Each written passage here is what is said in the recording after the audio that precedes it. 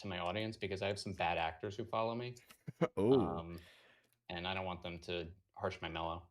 I got you. But we'll talk about it. We'll talk about it on stream. All right. Take as long as you need.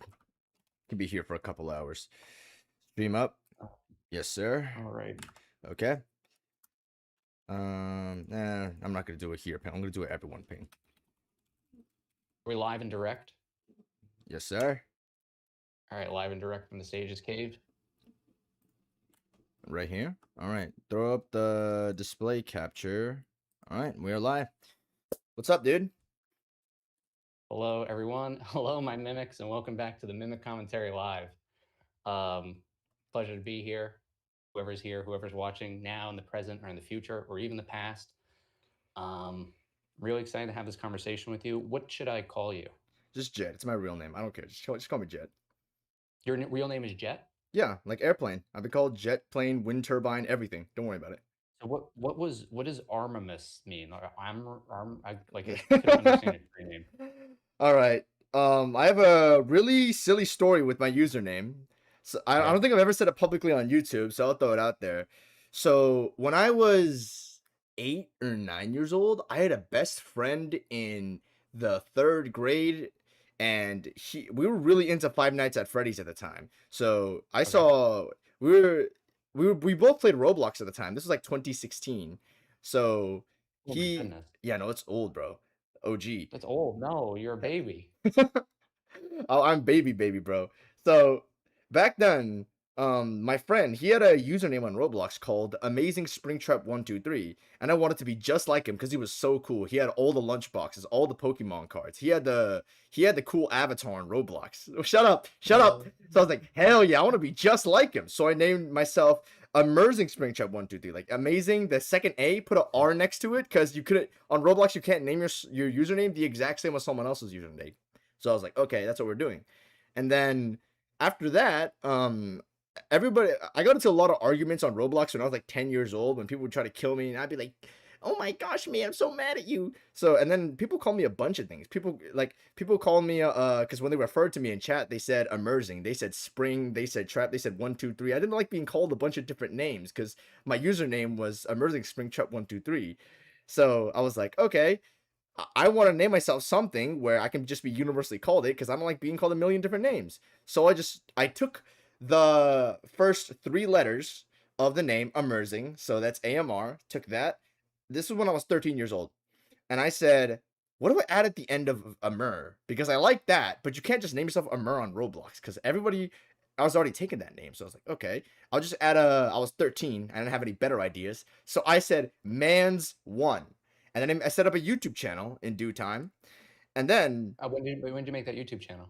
13, maybe 14. That was before or after the TikTok channel? I think that was before.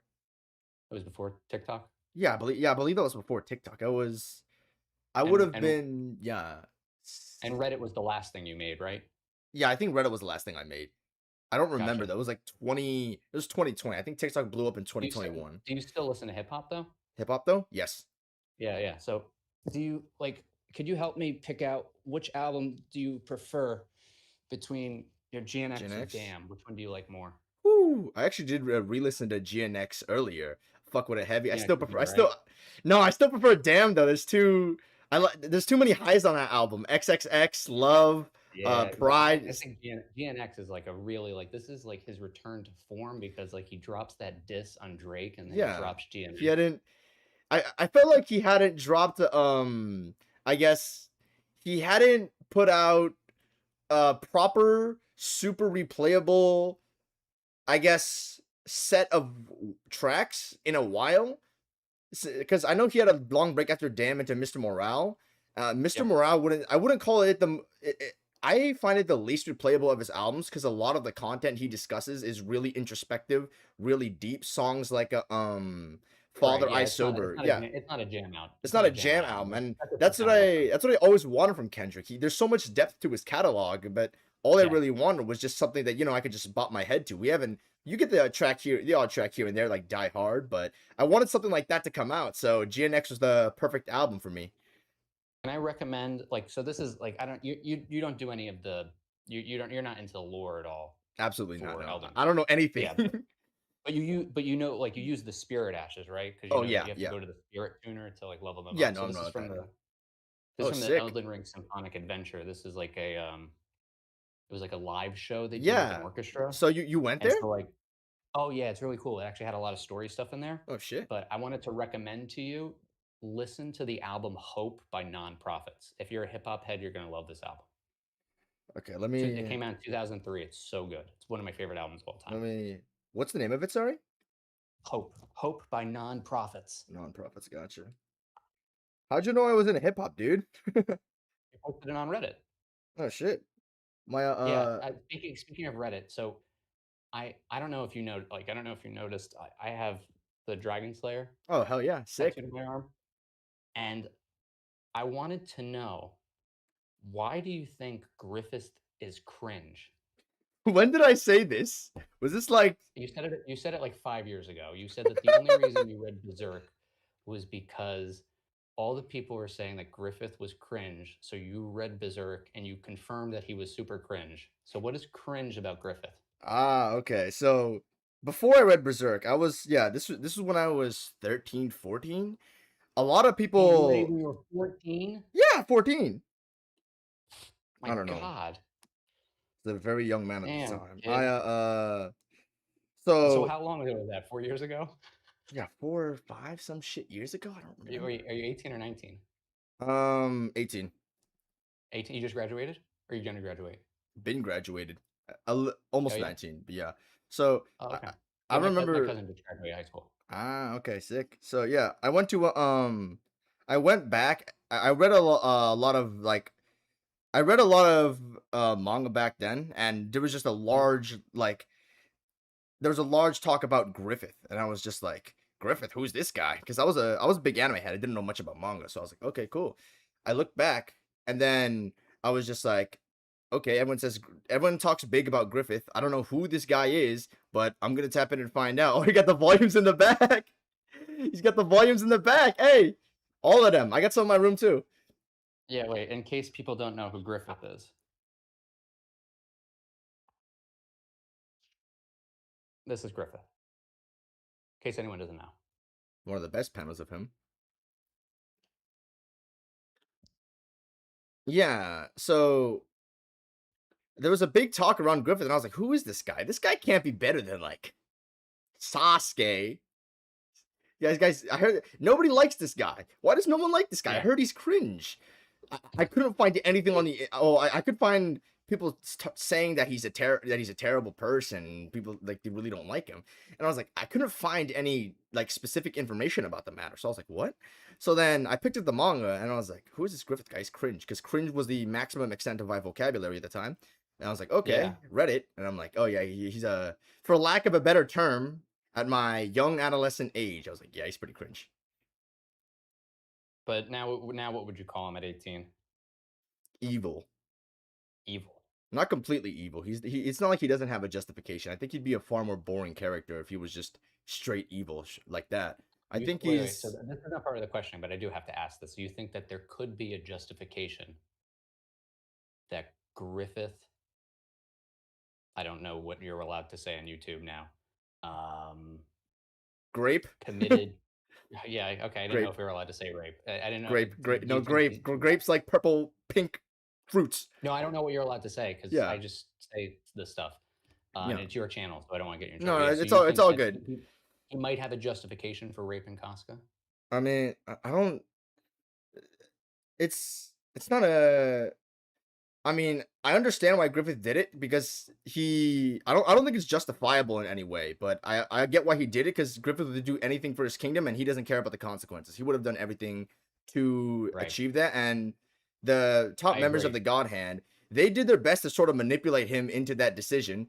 Griffith was already at the point where mentally he would have even before then Griffith was already so mentally wrecked to where he was like, okay, like You want to hear if my the berserk theory? go ahead.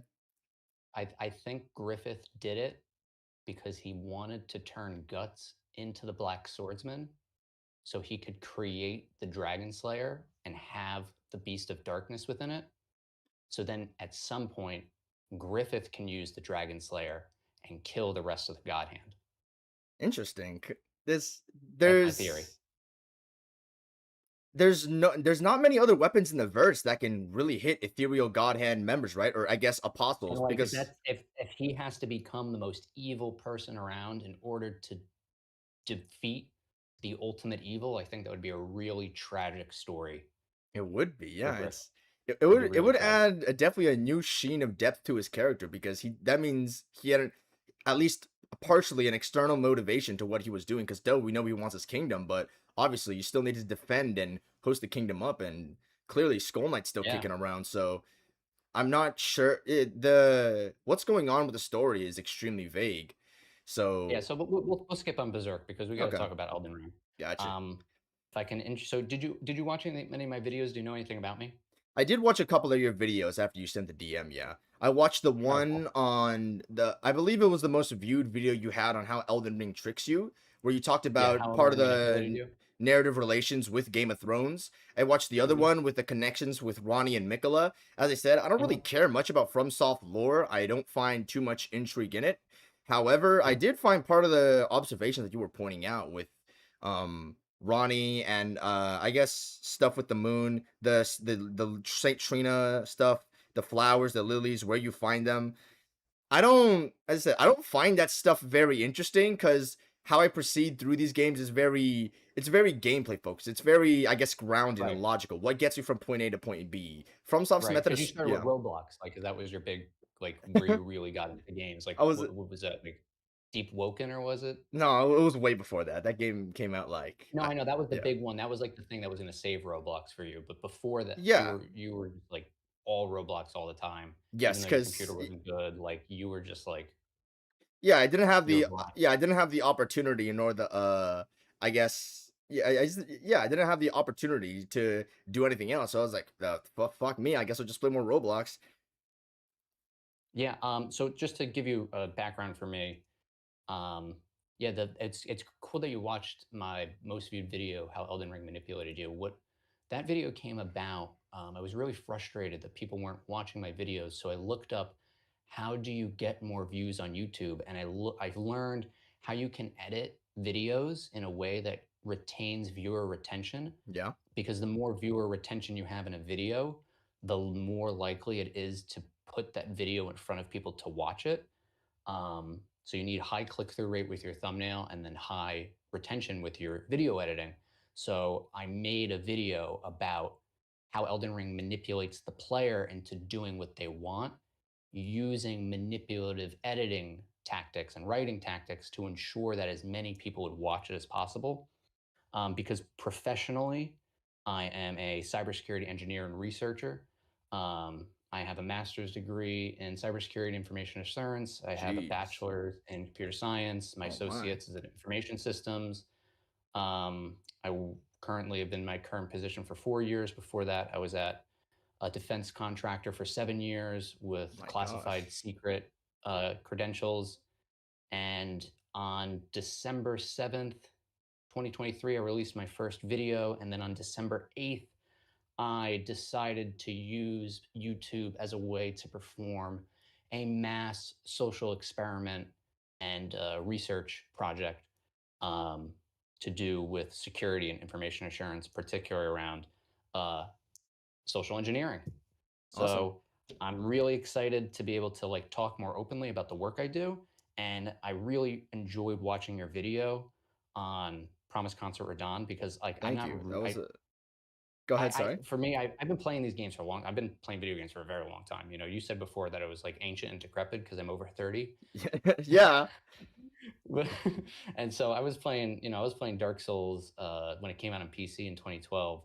hmm, So when you were still, rolling around with your thumb in your mouth. cradles and diapers, yeah, So I have a lot of experience with these games, but what really blew me away was in your video that you said you had 1,500 hours in Elden Ring, yeah, and you were like, "There's no story way, there's no reason in the lore of the story that like would explain why this fight is so bad." And I thought that is so interesting. So I'd love, and I thought it would be a really great opportunity to like pick your brain and hear your opinions and like especially since you're a very young guy and we're different generations, so we grew up differently. To just learn about your perspective. Yeah, the take you, I guess that you put up earlier about there's no lore reason why the fight's so bad. It's partially true, though it's part of more of a mechanical reason that we can get into. So I mean, if you're sort of guiding the thing, then I mean, if you have Yeah, I any got questions. ideas, I got questions. you can So fire these off. questions I made, I got a bunch of questions. Jeez, Uh, we're gonna be here for a while, aren't we? I got a bunch of questions, and they're all based off of me watching your video. If you don't mind, I'm just gonna like sit down while we do this. I do feel, I guess a little bit bad toward any Concert Verdun fans, because the matter is, it's like I was so ranty and emotional in that video. I kind of just wanted to get the thing out because I saw Clanky Mocha. He did a video hating on Concert Verdun, and I had similar, Where's my pen? I guess, emotions that had far less. I was like, well, okay, if he can make a Concert Radon video and the way he put spotlight on it, I didn't know there was so much demand for the matter. I didn't know people dislike this boss as much as I would, because if I dropped the hot take, I'm sure it wouldn't do nearly as well, or that people would You like got it much at 44K all. views, right? I believe something like that, yeah.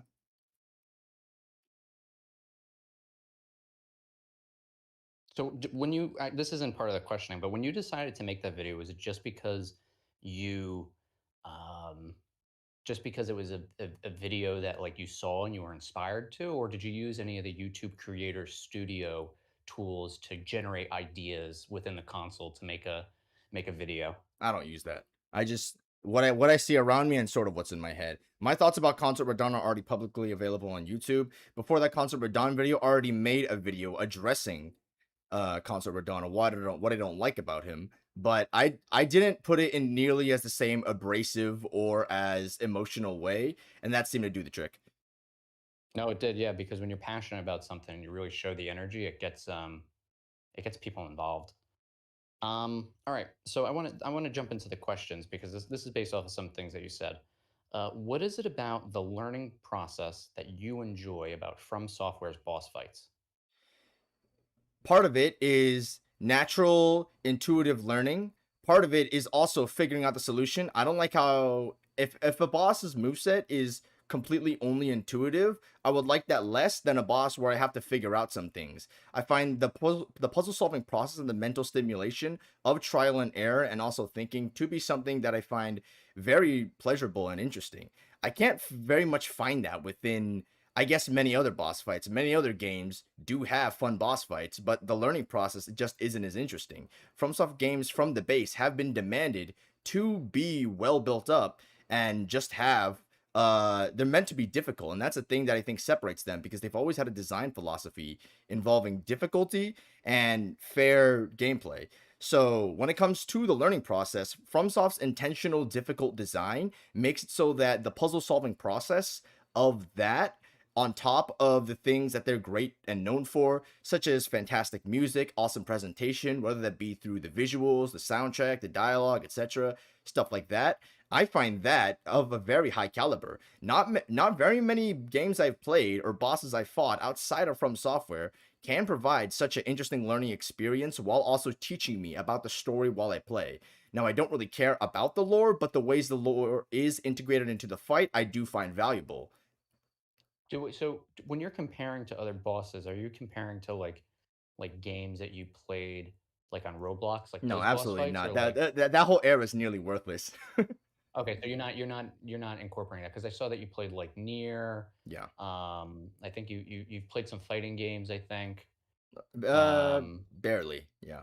Action game stuff like that. but I saw you've played all of like From Software's games. Generally, the Souls series, I've done most of them besides Demon Souls, and then I've done Armored Core 6. I'm just pretty seasoned in when it comes to, I guess, this You general haven't done subject matter. Bloodborne yet. No, I have. Aside from Oh, you Demon have. Souls, the main, like, Souls lineup, I have done that, yeah. Yeah, yeah, yeah, okay. Because I noticed in your Roblox video, you were comparing like Sekiro and like Elden Ring, and maybe you brought up Armored Core. No, I didn't. Um, I was actually I don't know for did you follow? Uh, we'll get to the next one. Let's see, what's another good one? Oh, so you mentioned There was one part where you mentioned like something was confusing and you didn't like when it was confusing, but then you compared it to complex and you liked something that was complex. How would you differentiate between confusing and complex? So confusing and complex are two different things. Complex does mean you are partially confused to a degree. I think that if something is complex, then you can't solve it intuitively. Complex means a high frequency of variables that you need to manage. Generally, something complex is not very intuitive. So the difference between confusing and complex is that the way the confusion is done when it comes to complexity in general boss fights, with the way I see things, is not how that works. So when it comes to complex, take for example Millennium, my favorite boss in that game. That boss is extraordinarily complex. She has very long, winded, flowchart heavy combos where she can string almost any move into any move. She can do almost any reaction into any reaction whenever you hit her. You can entirely change your combos based on your weapon type, your spell type, etc., etc. And while you wouldn't understand it the first time, it would be confusing how she's jumping left and right from different move to different move. That is a high accumulation of variables. You have to keep a track of multiple different things. She is very complex.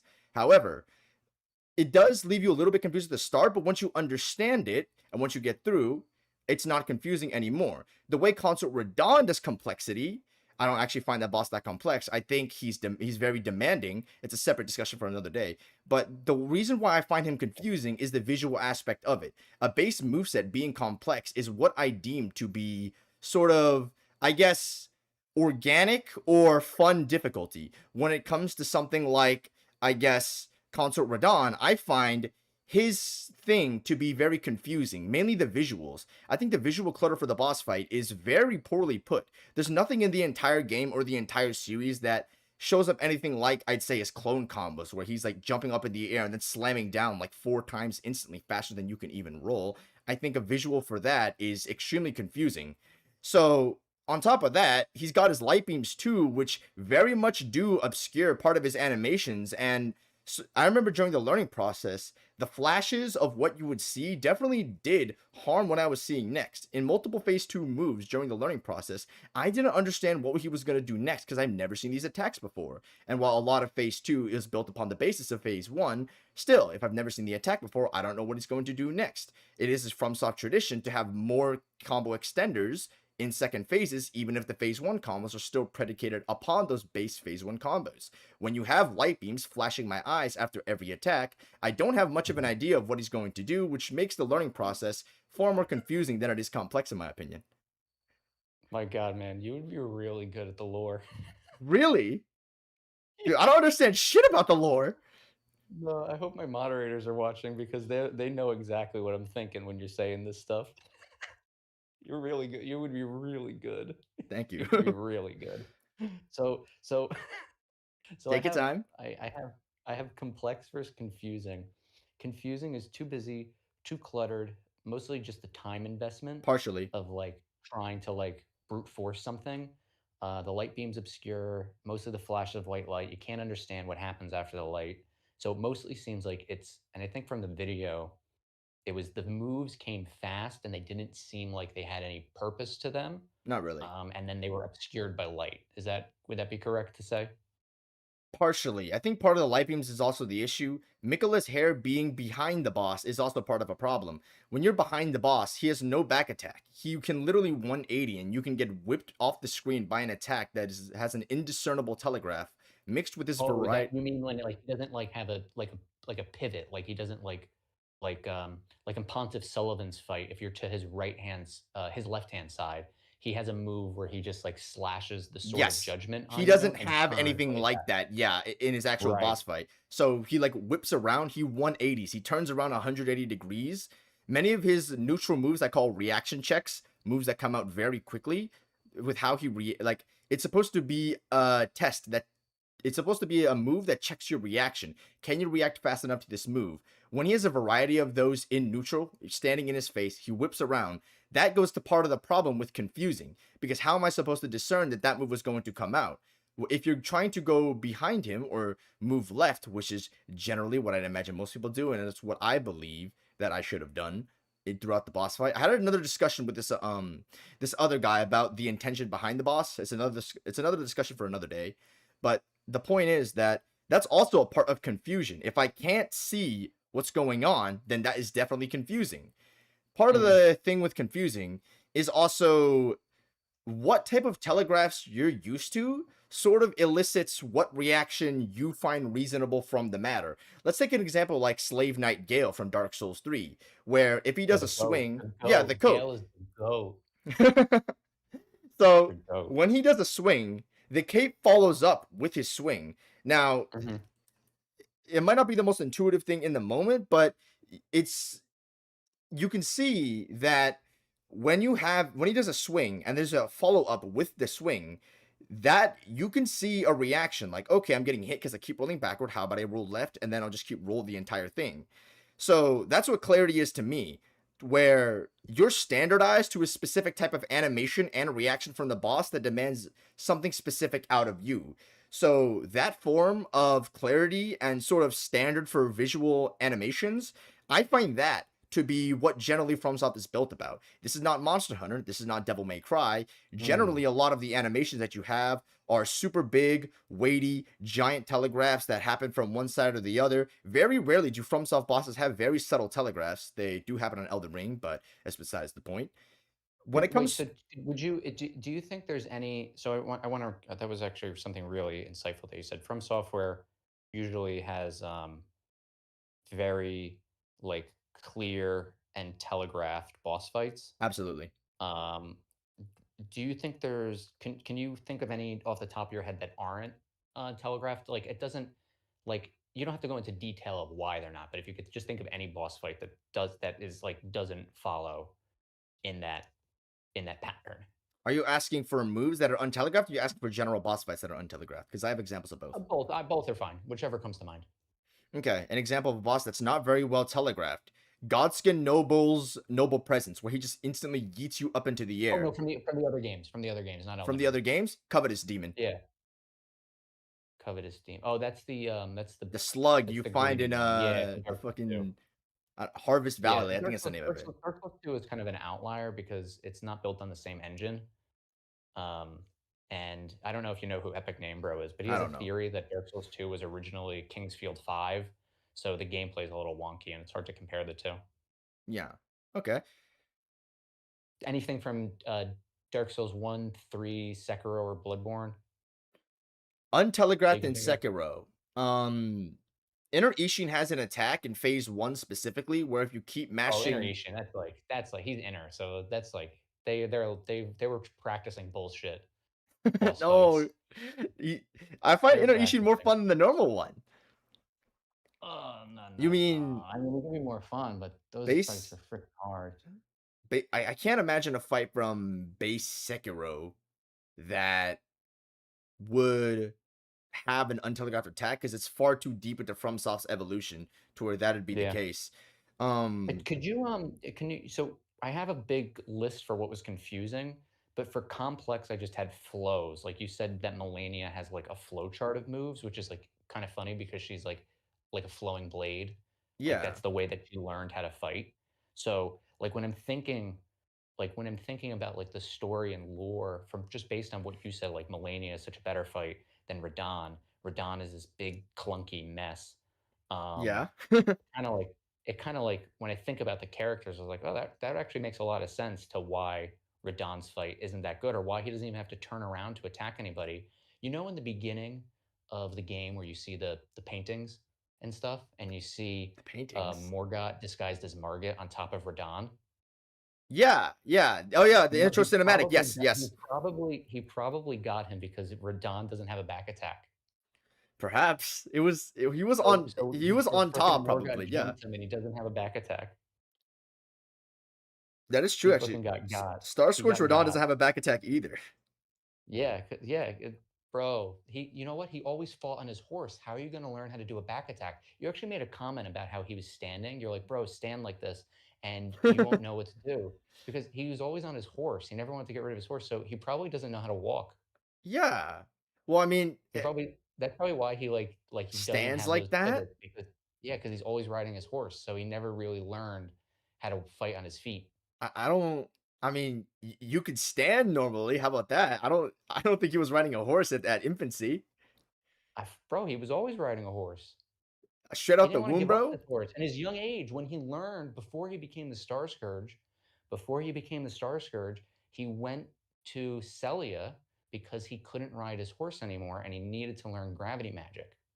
And his swords that he uses as young Radahn, it says in the item description that, um, these are the swords he had immediately before he became the Star Scourge. So that in the timeline would be he has his horse, he's getting too big for his horse, he has to go get gravity magic, and because he has to get gravity magic, it's showing that he was always fighting on his horse.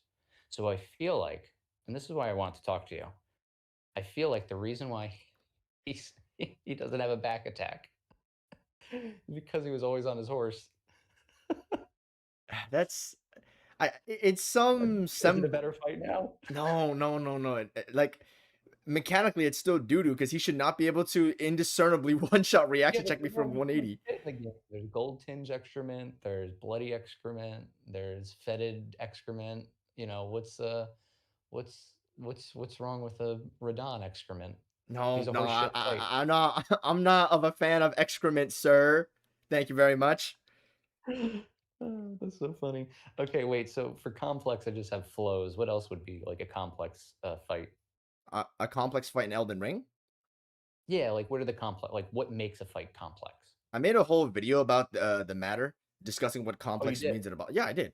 What Oh, complex okay. means in a boss fight, but Oh, okay. generally, what Yeah, just give me bullet points. I'll watch the video later. I'm sorry, I okay, didn't yeah, watch no, it. it's all good. It's all good. You don't need to do like an essay on me to like have a conversation. I'm cool, bro. So complex. I think I forgot what the I exact definition.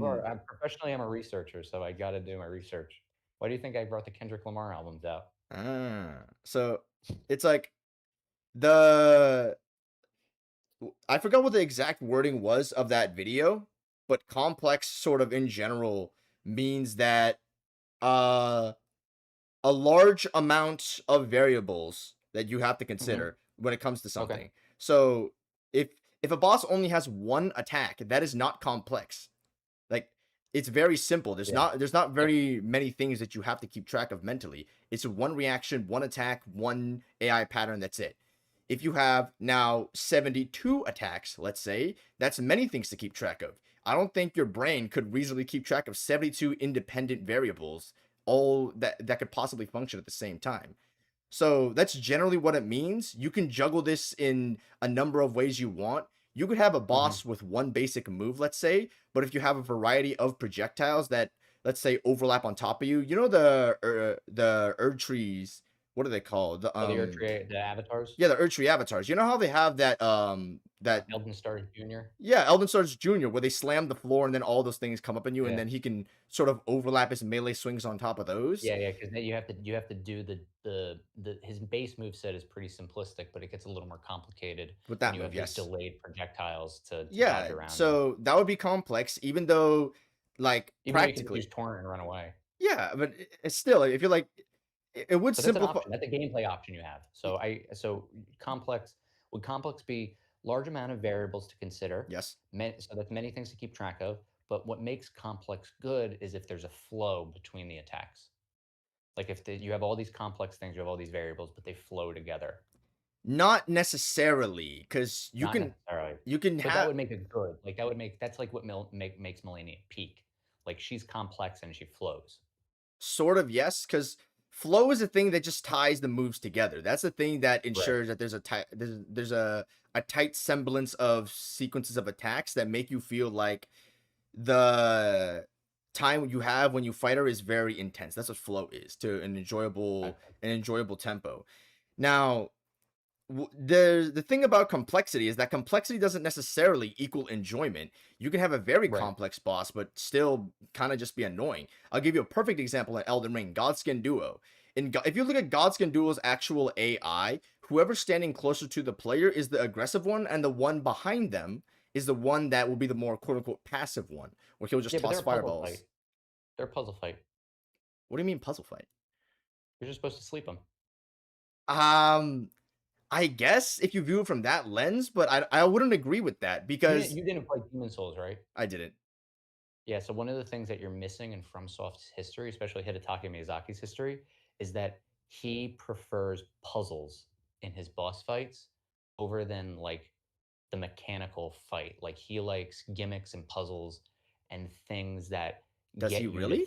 play the game like an adventurer. Like most of the boss fights in Demon Souls are puzzle fights. 2 points.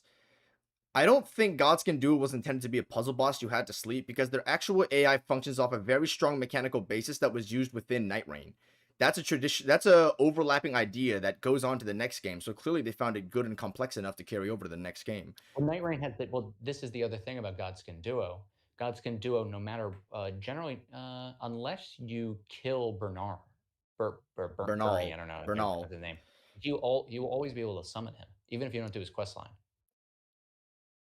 So Yeah, they will always give the player the opportunity to make it a a two v 2-on-2 two. fight, and then plus you always have Spirit Ashes.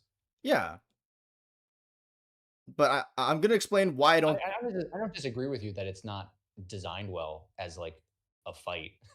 No, it's sort of besides the point I just think because the intent might be different. no, it's because if you look at how their AI actually works, they have the thing with their AI is that whoever's standing in front of you will be the aggressor, and the one standing behind them will be the guy who's just spamming fireballs. He'll be the passive one.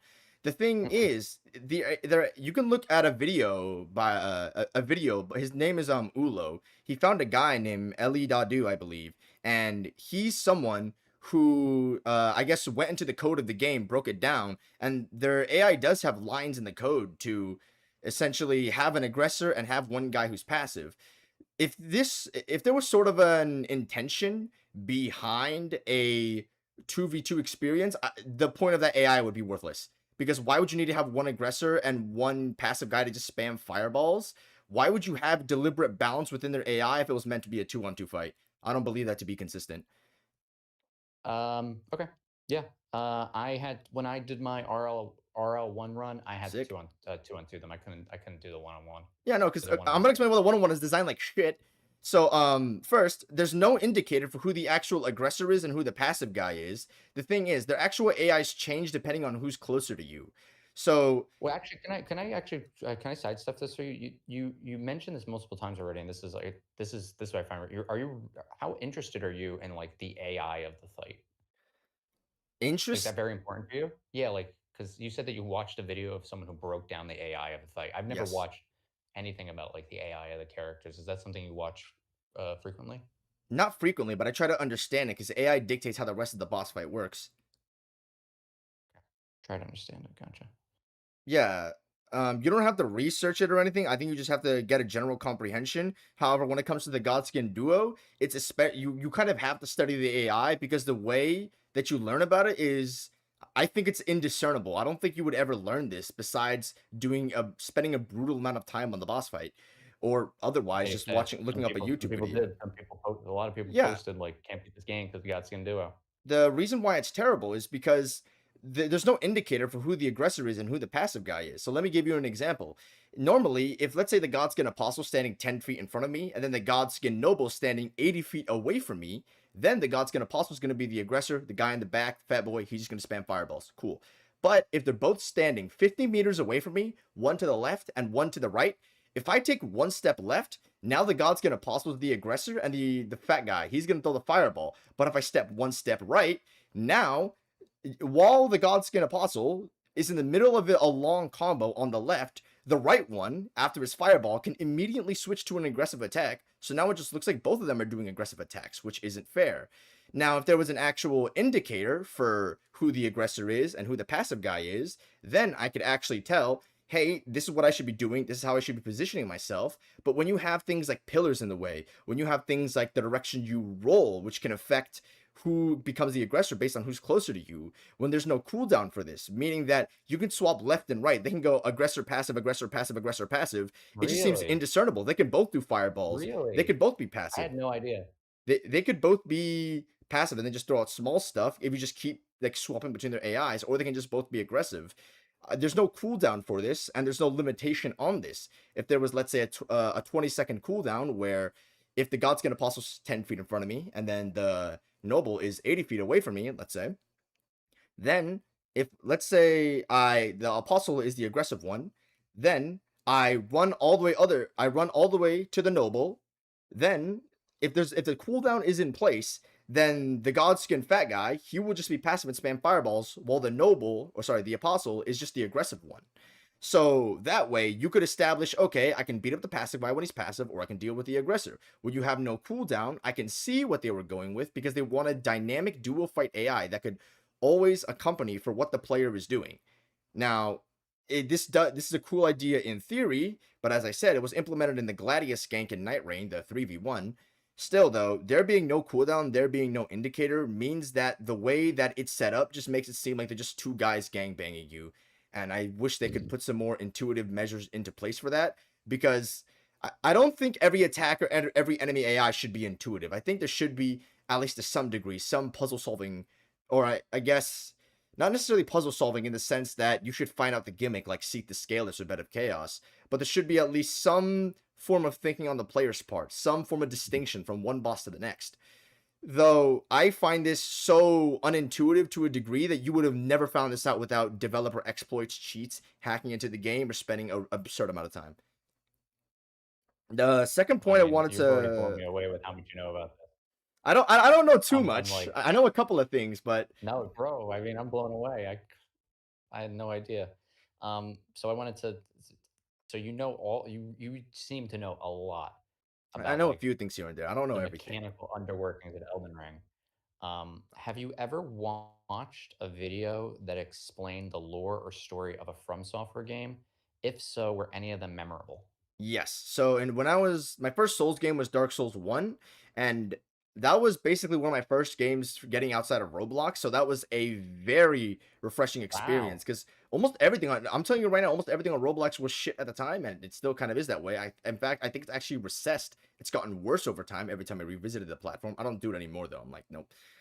But Well, that's because you can make video games with Claude in Roblox now, so everyone and their mother can make a crappy game.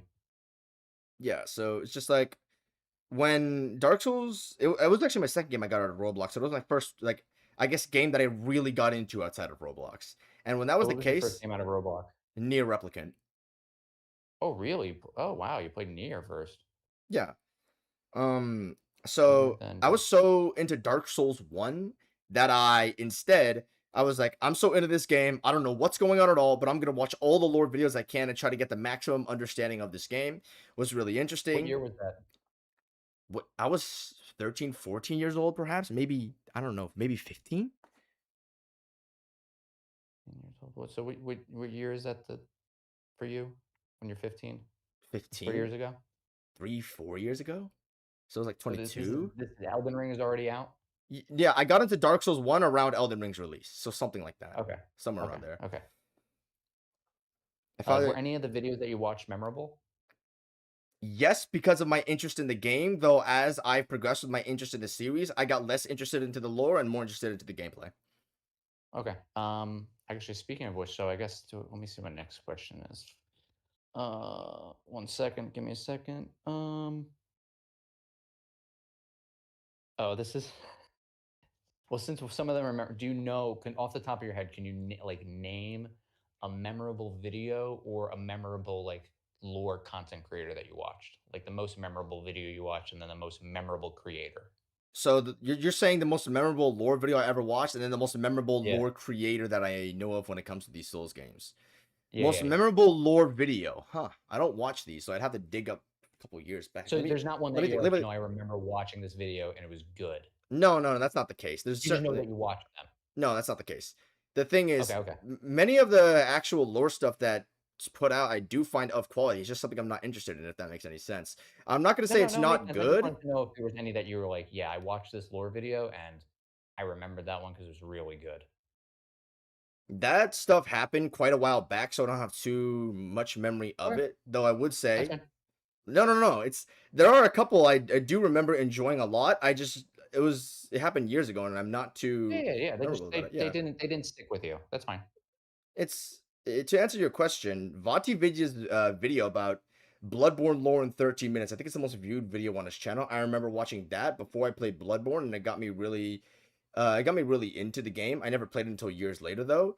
A lot of the Dark Souls 1 original 2011 Prepare to Cry Vati videos. I watched all of them, I believe, when I was really young because I just wanted to know everything about the game.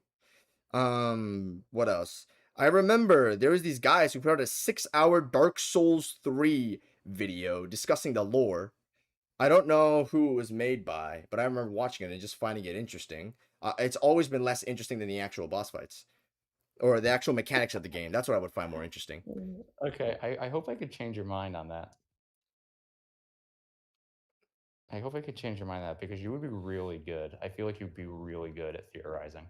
Oh no, I can't. No, I think you'd be right. I feel like if somebody taught you, you'd be really good at it. Perhaps I don't find too much interest within the lore because I think I was saying this earlier. I don't know if I got cut off or not. FromSoft's general style of super vague storytelling and stuff up to interpretation, theorizing. I'm like, no, I can't deal with that shit. I need like, I mean, it's not like I You just can't rattled stand off it. how many moves the Godskin duo can do on a Tuesday, but not on a Thursday. No, it's like it the lore I find Um, something to be like how speculative, how interpretive, how I guess I don't want to say flip floppy, but for lack of a better term, I can think you kind of understand what I mean by saying like there's room for interpretation when it comes to the yeah. story, right? Yeah. So when it comes to something like that, Can I tell you a story though? I'll finish up my response really quickly and then you can say it. So the Okay. thing is, the when it comes to I guess the method of storytelling and how they conjure things up, I don't prefer my stories in that sense. If I'm going through Expedition 33 right now, and this has been one of the most like jet games ever made when it comes to I guess how grounded it is, how What do you mean by that? the method of storytelling and how in your face a lot of it is very very clear with what the developers want you to feel. The dialogue is Okay. extraordinarily human to where the intended emotion and outcome that the developers want to get out of you out of a specific interaction is something that I respect a lot. I very much value like sort of clear but well Mhm. constructed writing and Yeah. very I'd say grounded is the best word for it because while this story does have mysteries, there's almost nothing left up to interpretation. Everything is very conclusive. Everything is very decisive. Everything is very I guess sort of I don't know how to say it. Um You don't want a story that's up to interpretation. Not necessarily. Monster is one of my favorite animes ever made and the ending is also one of my favorites ever made and that is a completely interpretive ending. I just don't prefer when What that's series is that? Monster, the manga and anime by Naoki Urasawa. Oh, I've never heard of it. Oh, okay. Yeah. So that story ends with a completely interpretive ending. I'm not gonna say how it goes, but it's completely interpretive, and it's one of my favorite endings ever for how it hit me for the mystery of the matter. I just streamed FF16, Final Fantasy 16, and that game has Mhm. it is a very open-ended, vague ending. So the difference is I'm fine with vague elements of a story. I'm fine with vague endings. I'm not fine when sort of vague theorizing, sort of Mhm. interpretation makes up, I don't want to say the bulk, but a significant portion of how Elden Ring's story and general Soul stories are constructed. Do you agree? Would you agree that a lot of the stories and the lore of these games is definitely meant to be vague up to interpretation given to the story? Oh, yeah, it's definitely up to interpretation, but I don't really think it's actually that vague. No, I'm asking I think it's actually very clear. I'm I asking think if you think it makes up a significant portion of the lore. well, are we talking we'll get to this, but when we're talking lore versus story, that's a different thing. Yeah. But I think it's actually very clear. It's just it depends on the method that you approach how you absorb that information. But we'll get to that. We'll get to Okay. that. We'll get to that. Don't you worry. We'll get to it. I want to actually. So I wanted to tell you this story because you started with Dark Souls One. Yes. I started with Dark Souls One, Great. and when I was watching your video, I- the my most favorite thing, and this is honestly going to be very memorable for me, and I'm not lying, Okay. is when you were showing your footage fighting Mesmer, Yeah. your character was wearing the prophet's robes Yeah. and the mimic mask. Yeah. Why were you wearing the mimic mask and the prophet robes? Because during when I was running my level 1 run of the game, I kept dying to the Forbidden Woods, and I was just like, "Why do I keep dying to the Forbidden Woods?" So, I don't collect very many things, so I'm like, "I'm gonna put on whatever I can find, because the madness in the Forbidden Woods, the Winter Lantern, I don't know what their names are, I just call them the Winter Lanterns. The Winter Lantern equivalents, the guys that give you Old I frenzy. think they're the untouchables. They're the Yeah, the untouchables. aging untouchables. I kept Yeah, dying aging to untouchables. madness before I could reach Midge's Man, so I said, "How am I gonna do this?" So I'm like, "Okay, gonna go put on all the most madness resistance gear I have," and usually I don't like to tinker with the resistances, but if I literally can't beat this section without tinkering with the resistances, I'm like, "Okay, gonna go put something on," put all the best stuff I had on for madness resistance, and I made it through, and it looks kinda nice, so I've just been rolling with it for, I don't know, who knows how long. Ever since I Did you did know that that the run, mimic mask makes you take extra damage? I did not know. Yeah, it says that in the item description. I don't read those. If so you're getting the madness resistance because your arcane is going up. It gives you +8 arcane, um, which is the highest arcane boost any item in the game will give you. But it's at one of the highest physical detriments. So the reason why I like that you did that, like that was the build that you had. Like for one, my channel name is Jack as a Mimic, so you're wearing the mimic mask. Cool. Two, you were wearing the prophet robes, and in my series, the mimic commentary, it's a long form series where I play through the game very slowly. We're at about 200 episodes right now, and we just finished the Okay. Sage's Awesome. Cave in the Altus Plateau. Um, and how it works is that we theorize the way like through the game, but since I picked the prophet class, I can't use items. I can't use information unless we've got it in the game already because the prophet has a blindfold on.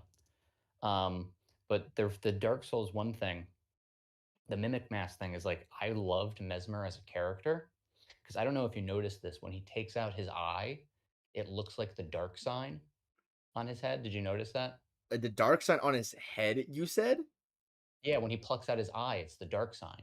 The dark I thought it was the a figure of America being in No, in that's their his eye. eye when he takes his eye out and it Yeah. shows that he has a hole in his Oh, you head. mean the dark spot, There's a like, in the eye socket, not the actual no, eyeball? outside the eye tract, there's a ring of fire around his Yeah, eye. yeah, yeah. I never connected to a dark sign, but I knew it was there, yeah. Yeah, it looks like the dark sign, and then he has the abyssal serpent shorn of light inside of his head. So he has this dark sign on his face.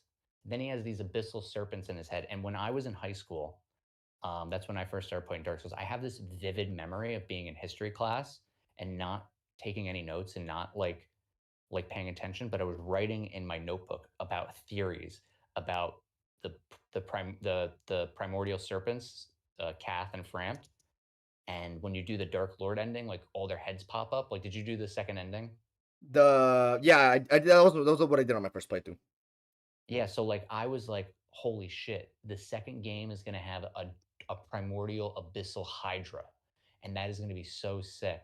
And so I was, like, Mm-mm, I just couldn't mm-mm. stop theorizing and thinking about the primordial serpents, and, like, when Mesmer had these serpents in his head, I was like I was like, "Oh my god, he's just like me for real."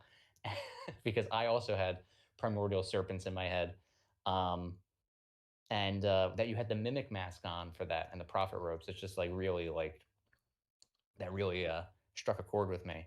Hmm. Um, Symbolically, if we were going to look at symbolism, it would to me that would say, Mesmer has these like he's got like dark serpentine thoughts in his head, like they're just writhing, and he's just like he can't. He just is always thinking these dark, dark thoughts because he's got serpents in his head. Um, Next question: if you could sum up what you thought the story of Elden Ring was, what would it be? Doesn't have to be a long, just whatever you Oh think the my story is. god, I'm gonna sound like the dumbest motherfucker on planet Earth. No, it's not. You're not posting on Reddit, so that's impossible. What is, the story of Elden Ring? I don't know anything about the Yeah, story of what's the Elden story? Ring. What's the story? Just tell me the story. Tell me S a story. A Make it story? Elden Ring. Do you mean the lore or the story? Because those are you I'm said at those 2 the different things. next question is going to be tell me the lore. This one's tell me the story of Oh, the Elden Ring. story, so what happens as the character goes through the events of the game? You tell me. Alright. I mean, What's the you story? you wake up in this land, and then you're told to go, I don't know, kill a bunch of shit, and then you're told to go out, kill a bunch of demigods, get some runes. All right, cool. And I don't know, kill God. So the story is you're a dude who just wakes up Yes, and you wake up in this place and they go kill a bunch of shit. And then yes, after you kill a bunch of shit, they're like, all right, you got to kill these guys and you got to get their runes. All right. And then after you kill the guys with the runes, they're like, all right, now that you killed all those guys, go kill God. yes, because God is at the end of all the guys with the runes. Yep. All right. You know what? Check mark. That is the story of Elden Ring. You were absolutely correct. That is like the most, probably the grossest oversimplification of the matter ever. Yeah, but I think it's closer to the truth than most people like to realize. What is the lore of Elden Ring, if you could sum it up? Hmm. Give me a moment. Don't look it up. Just say it. Some woman gets heartbroken because her son died or something like that, because all her daughters are in some giant political fantasy mess of some bullshit emotions, and then they go fight each other, and Wait, then what do you mean? Push and then emotion? she breaks the Elden Ring. A bunch of bad things happen. Something about Godwin and the root of the Erd tree spreading death blight to the lands between, and then something about God interfering and not really liking that, and Okay. something about Mikola and Moog, and something about the land of the shadow. Okay. So the lore of Elden Ring is there's a bunch of women with bullshit emotions, Okay. and one of their sons dies, Yes. and and because her son dies, it makes the world really bad. Yes. She breaks the Elden Ring. Yes. God doesn't like that, Yeah. Pretty sure the and greater then within would Mogan appreciate that. Mikola. Something about Mogan Mikola. I wouldn't say woman with a bunch of I bullshit don't I honestly emotions. honestly, I would say I think America. you're on the Yeah. money. I think you're on the money. I don't. I think you're on the money there. I don't I think think that was a so. I good don't think summary of the so. lore. No, no, hey, I'm the expert here. True. You don't know anything about the lore. You said, and I'm telling you that I think you're on the money. A bunch of women with their bullshit emotions. Oh gosh, you're such an 18-year-old boy.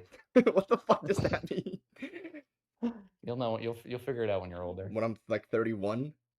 Yeah, when you're married. Okay. All right, that was a good answer. Hope it was. Here's a follow-up question. Do you think it's fun? Do you think it's fun to memorize the moves of bosses, but not to memorize the lore? Yes. There's nothing wrong with memorizing the lore, because there are some bosses I do know the lore of. Like Um, one. Which one do you know the lore of? Lady Maria. Lady Maria. What's her lore? So basically, Lady Maria was put up inside the Hunters. She was a student of Gehrman, and eventually, there was a giant event going on, the fishing hamlet, and Yep. the many of the first original hunters within when the healing church was established went out to go stop the fishing hamlet from being what it was. I believe it had something to do with cost being a great one, and they had to sort of do something to, I guess, prevent that or stop that from taking over. They went in, and what happened at the fishing hamlet was so horrifying. Nobody came back the same. Ludwig got abominated. Lawrence got yeah. And generally, what happened at the fishing hamlet was so brutal, so grotesque, so insane that Lady Maria didn't want anybody to know about it. So the research hall, which comes right before the fishing hamlet, she would try to. I believe after the fishing hamlet, it might have been before. She went to go to, I guess, I wouldn't say administer, but try to, I guess, help out people who were basically getting fucked from a bunch of different. I forgot why they had a bunch of like bloated heads and why they ended up the way I they think they did. were experimenting with them. They were being experimented on by Bergenworth. They were putting water in their heads To because they bloat their heads, wanted yeah. them. Yeah, they were trying to turn them into. They don't. They're the people in Bloodborne are stupid. Uh, that was a good lore summary. Did You you know, know? almost there, but basically, It was she, fine. yeah, no, it's Put like, them, fucking them she up. tried to like help. I'm pretty sure she tried to help a lot of the people there, but I don't think it Yeah, she was a really nice guy. Nice girl. I don't think it really worked that much. So she kind of just I'm pretty sure she ended she kind of ended her life at the chair right before the Mhm. fishing hamlet, so that and she's just kind of just there to make sure that nobody will ever find out. She's kind of standing there as the watchdog guardian. Do you thi wait, so do you think that the fishing hamlet and the clock tower are actually connected? I have no idea. Probably Okay. because I mean, It's a geographically, does that make nightmare. any? Yeah, I mean, stuff is very ethereal. Stuff bounces around. Like half of this stuff shouldn't make any sense to begin with, but I mean, it's fine. It's really cool, so I don't really mind. Did you know that she's a descendant of Queen Yarnum? I heard that fact before. I couldn't have recited it to you if you told me, or sorry, I wouldn't have Okay, cool, recited 'cause it to yeah. you if you didn't mention it.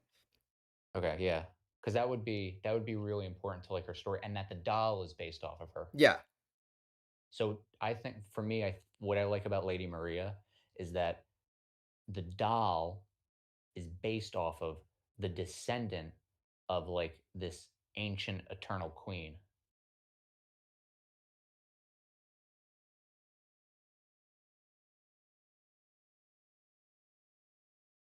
You there? yeah, yeah. Okay, sorry, I just did was that, like did that blow your mind, or you just like, "I don't give a shit." I don't give a truthfully, I don't give a shit, bro. As in your You words, don't like care? it's I mean, the doll was modeled after you said Queen Yarnum, right? The person we saw right before No, you no, fought no, him. no, the doll was modeled after Lady Oh, and then Maria, and yeah, Lady Maria it is was the descendant did of Queen of Yarnum. yeah, of Queen Yarnum, yeah. Yeah, yeah. It said well, I mean, Well, it's farther down for the the line, she the would still been based on that, but yeah, that would be more specific. so what that makes it interesting for me, what's your favorite ending in Elden Ring? Elden Ring, Frenzy Flame. Yeah, what's your favorite? Really, the Frenzy Flame ending's your favorite? Absolutely. I don't know anything about the lore, but that is the one thing where I was directly told the consequences of what would happen and what happened as a result. The actual ending, the ambiguity of Wait, the wait, you ending, know wait. So you know what happens in the ending, and you know the consequences, and barely, you that's barely. why wait, do you like it because of the consequences or because you know what the consequences are? Part of the I'm gonna answer your question. Part of the reason that I'll state is because the actual direct, I guess how cryptic the journey was with how impactful the ending was when it came to the art direction, how explosive it was. It made me feel emotions that I hadn't felt in Elden Ring's story of just you're literally like I don't need to know The anything Frenzy about the Flame lore. I'm ending seeing made the you feel world being emotion? fucking burned, bro. The whole world's being burned. Like that's pretty evident enough of what's going on. Now, if you're And you asking like that? I'm gonna answer your question. The first one. So the you said, do you like it because you know what's going on, or do you like it because of the consequences? I like it because of the Yeah. consequences. You like burning the world? I find it interesting. I don't But like then there's burning the nothing world in it. IRL, but in Elden Ring, I've never seen anything like that. So you think it's so you but if you Melina says that if you take the Frenzy Flame, become the Lord of Frenzy, you're preventing all births and you're destroying all souls, like, Yeah, everything's there's just nothing left. gonna yeah, it's gonna be There's over nothing for left. everyone. Yeah, why is that so why would you want that? Because I wanted to get the achievement on Steam, bro. Well, yeah, but that's your favorite ending? Yeah, because as I said, it made me feel emotions that I haven't felt from Elden Ring story before. So it's my favorite ending. What were the emotions that you felt? Complete shock, complete in a and sort of in a I don't want to say beautiful, but the final shot where you're burning the entire world is insane. One of FromSoft's best art direction pieces for sure. It's the how do I say this? How extreme Melina made out the conditions to be. This is a character that's supposed to be supporting you. This is a character that's supposed to ride with you Yeah. until, the very end. But or I guess up until mountaintops, but still that's most of the journey. Now, the thing is, when it comes to that, she's directly someone who's established to be your friend, someone on your side. So when you're betraying her, I'm like, this is something interesting. This is something new. None of the other endings have you. Well, technically, you're not following. You're not becoming Elden Lord or following in her steed. You're following someone like Fia or Ronnie in some of the other endings. But still, you're having and none of the other endings are you. I guess betraying her in such a adamant way. So you like the ending where you betray your traveling companion, like, your only, like, friend in the story, like, your favorite ending for Elden Ring Yes. is the ending that makes it a story about this guy who shows up to the lands between, makes one friend who requests, "Hey, you got to kill a bunch of people and then you got to kill God." And then you're like, "Okay, well, I'm already killing a bunch of people. I'm already killing God. Why don't I just go the extra mile and kill everything?" And then just like say, "Fuck it.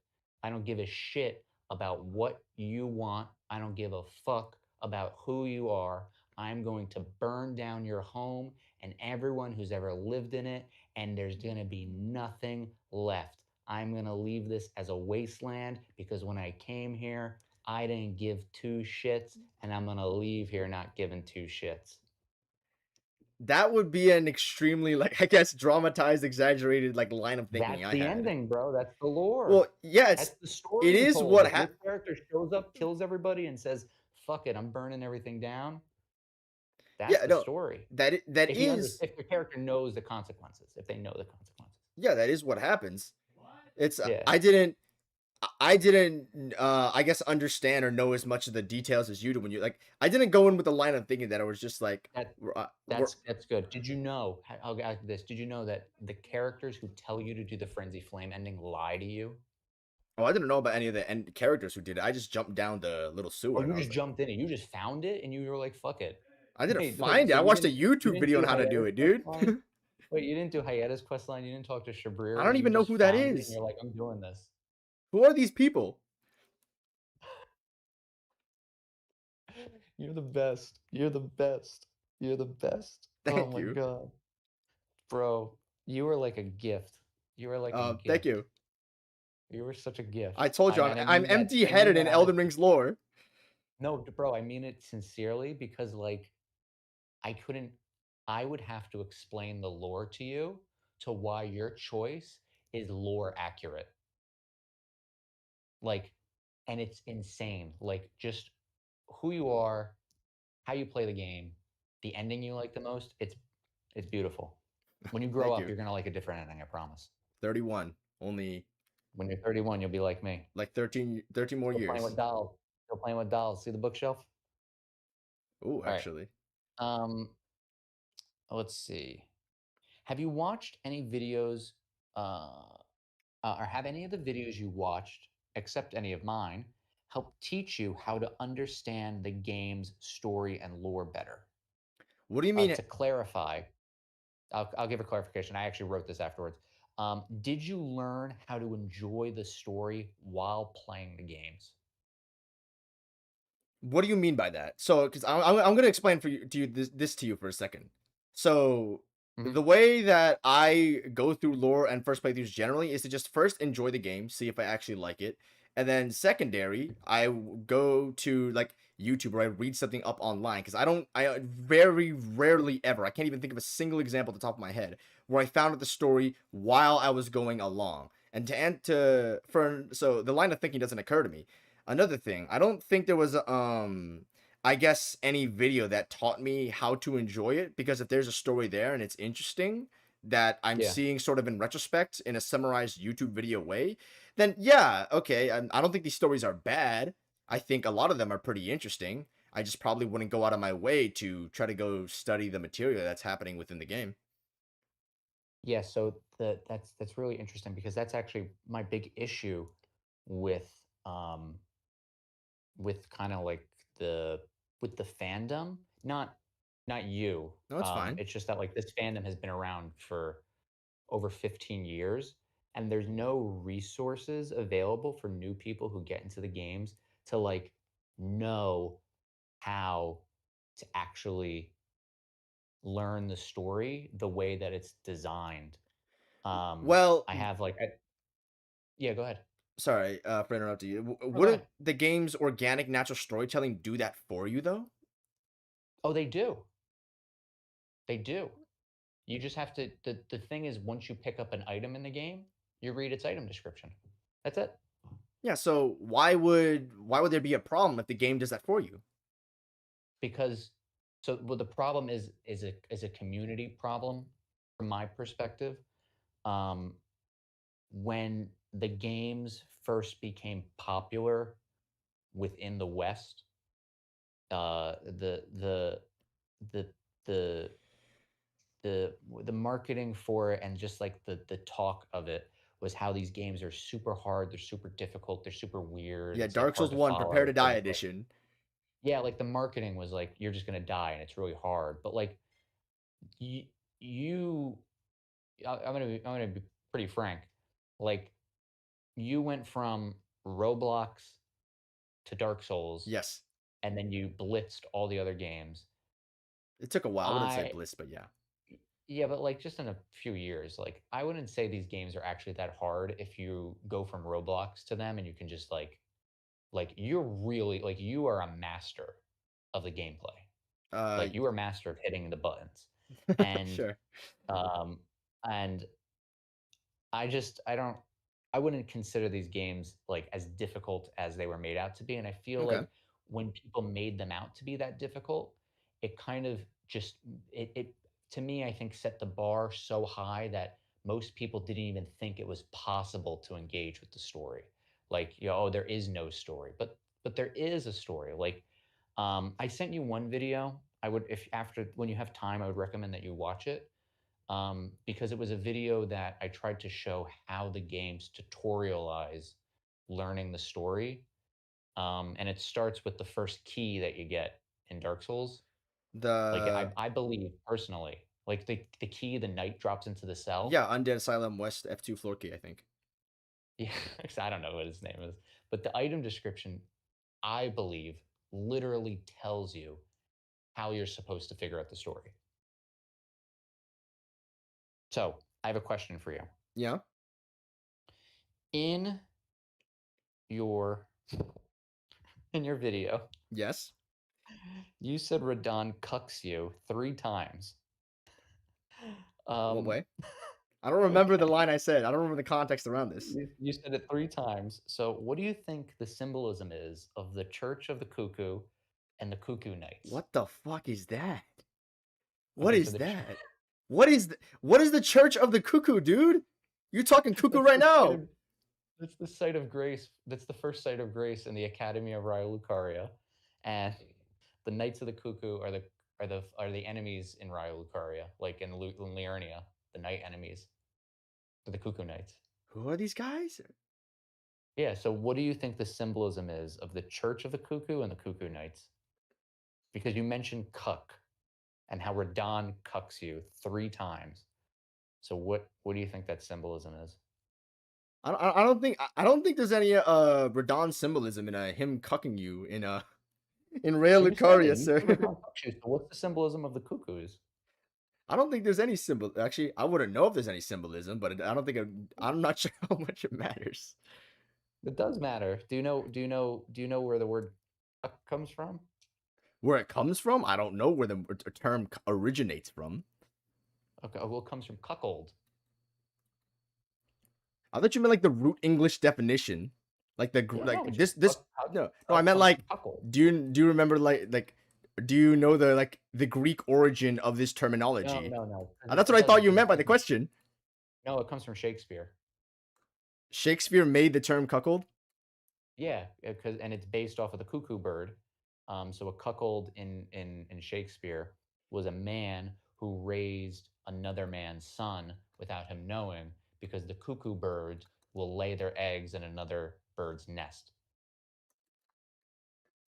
Okay, I just wanted to know if you knew that. I did not know anything about that.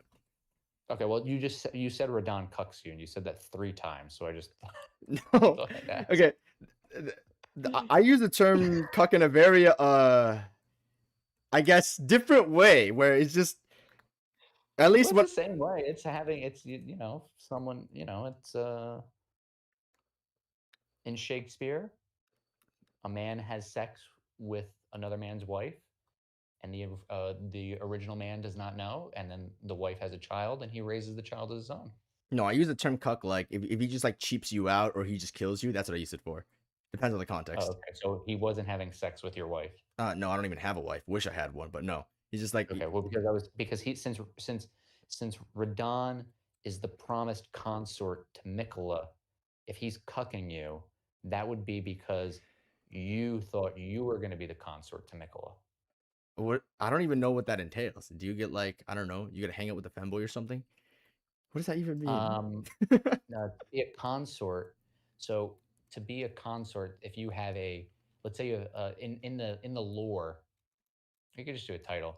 Like, so Radigan is named the king consort when he's married to Marika, because although he's king, he's consort to the queen because the queen has more power. So let's say like you have the Queen of England and she marries some dude out of Wales and he's a prince. The prince doesn't become the king, he becomes the king consort because the queen still has the power. Hmm. That's how the words are used. And so if you're getting cucked by the consort, that means you thought you should have been the king. No, you're just Anyway, killing me. when you first played Elden Ring, what? No, you're just killing me. That's how I use that term. You're when just killing me. when you first played Elden Ring, do you remember any initial questions you had? About what, the gameplay or the story? Either, just initial questions you had. The biggest question I had was why are all these bosses so unfair? That was my biggest thing. Because Really? my central form, I didn't really get into boss fights until Dark Souls 3. So that was the thing that really set off the I guess Wait, what order did you play the games? 1, 2, 3, Elden Ring, Sekiro, Bloodborne. So you were so you got into okay, so you were into the boss fights for 3, then you get into Elden Ring and you're like, "Whoa, why are the boss fights different?" Well, I thought they were complete bullshit, and that was the thing I was mainly Oh, fixated on because that was my central point of enjoyment. I love refighting the bosses. I have like 600 hours on Dark Souls 3. I've never done almost anything else besides replays to just go fight bosses in different ways. So that's what it was. And when it came to Elden Ring, I heard lots of things. I heard the bosses were the best they ever made. I heard the bosses were the worst they ever made. So I went in hmm. expecting good quality things because they made Dark Souls 3, and that was my expectation. And then from there on out, I fought them, and then I thought most of them were pretty bullshit. That was my biggest question. Why are all these bosses so bullshit? So is you were really focused on the boss fights. General gameplay and boss fights, yes. What would you consider general gameplay?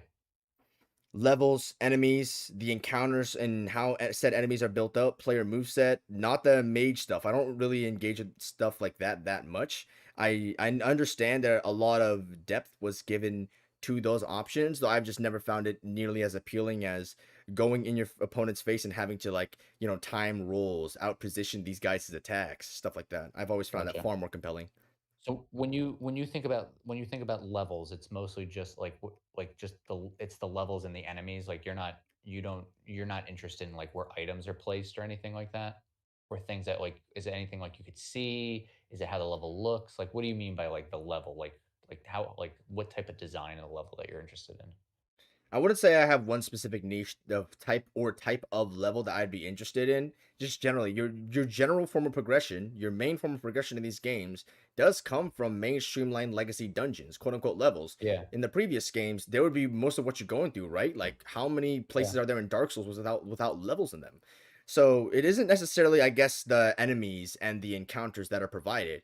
It's also the visuals. It's also the music. It's also where items are placed are a little bit of a different thing because the loot you get from the items I don't necessarily value too much. I can go into that deeper if need be, but the way items are used to sort of enhance a level or an encounter, like let's say I put a piece of loot on the floor and then there's an enemy on top or of the you get wall and baited by an enemy or something. yeah, I find stuff like that pretty interesting because it adds to the actual level experience you have. I don't value the loot that much. I value how Right. items are used to enhance layout or to enhance, I guess, how you go through something.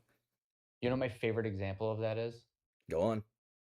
it's in the Mistwood, which is where Kenneth Heights Castle is, where you can meet Blythe. It's in Limgrave. Yeah. It's on the road. South. There's a broken cart and a dead dude, and you go up to the dude and you pick up the item, and it's a glass shard, and then a bunch of demi-humans jump you. So the demi-humans knew that you would like to pick up a shiny glass shard, so they put it on a dead guy's body so they could jump you. And I just that is my favorite. Huh.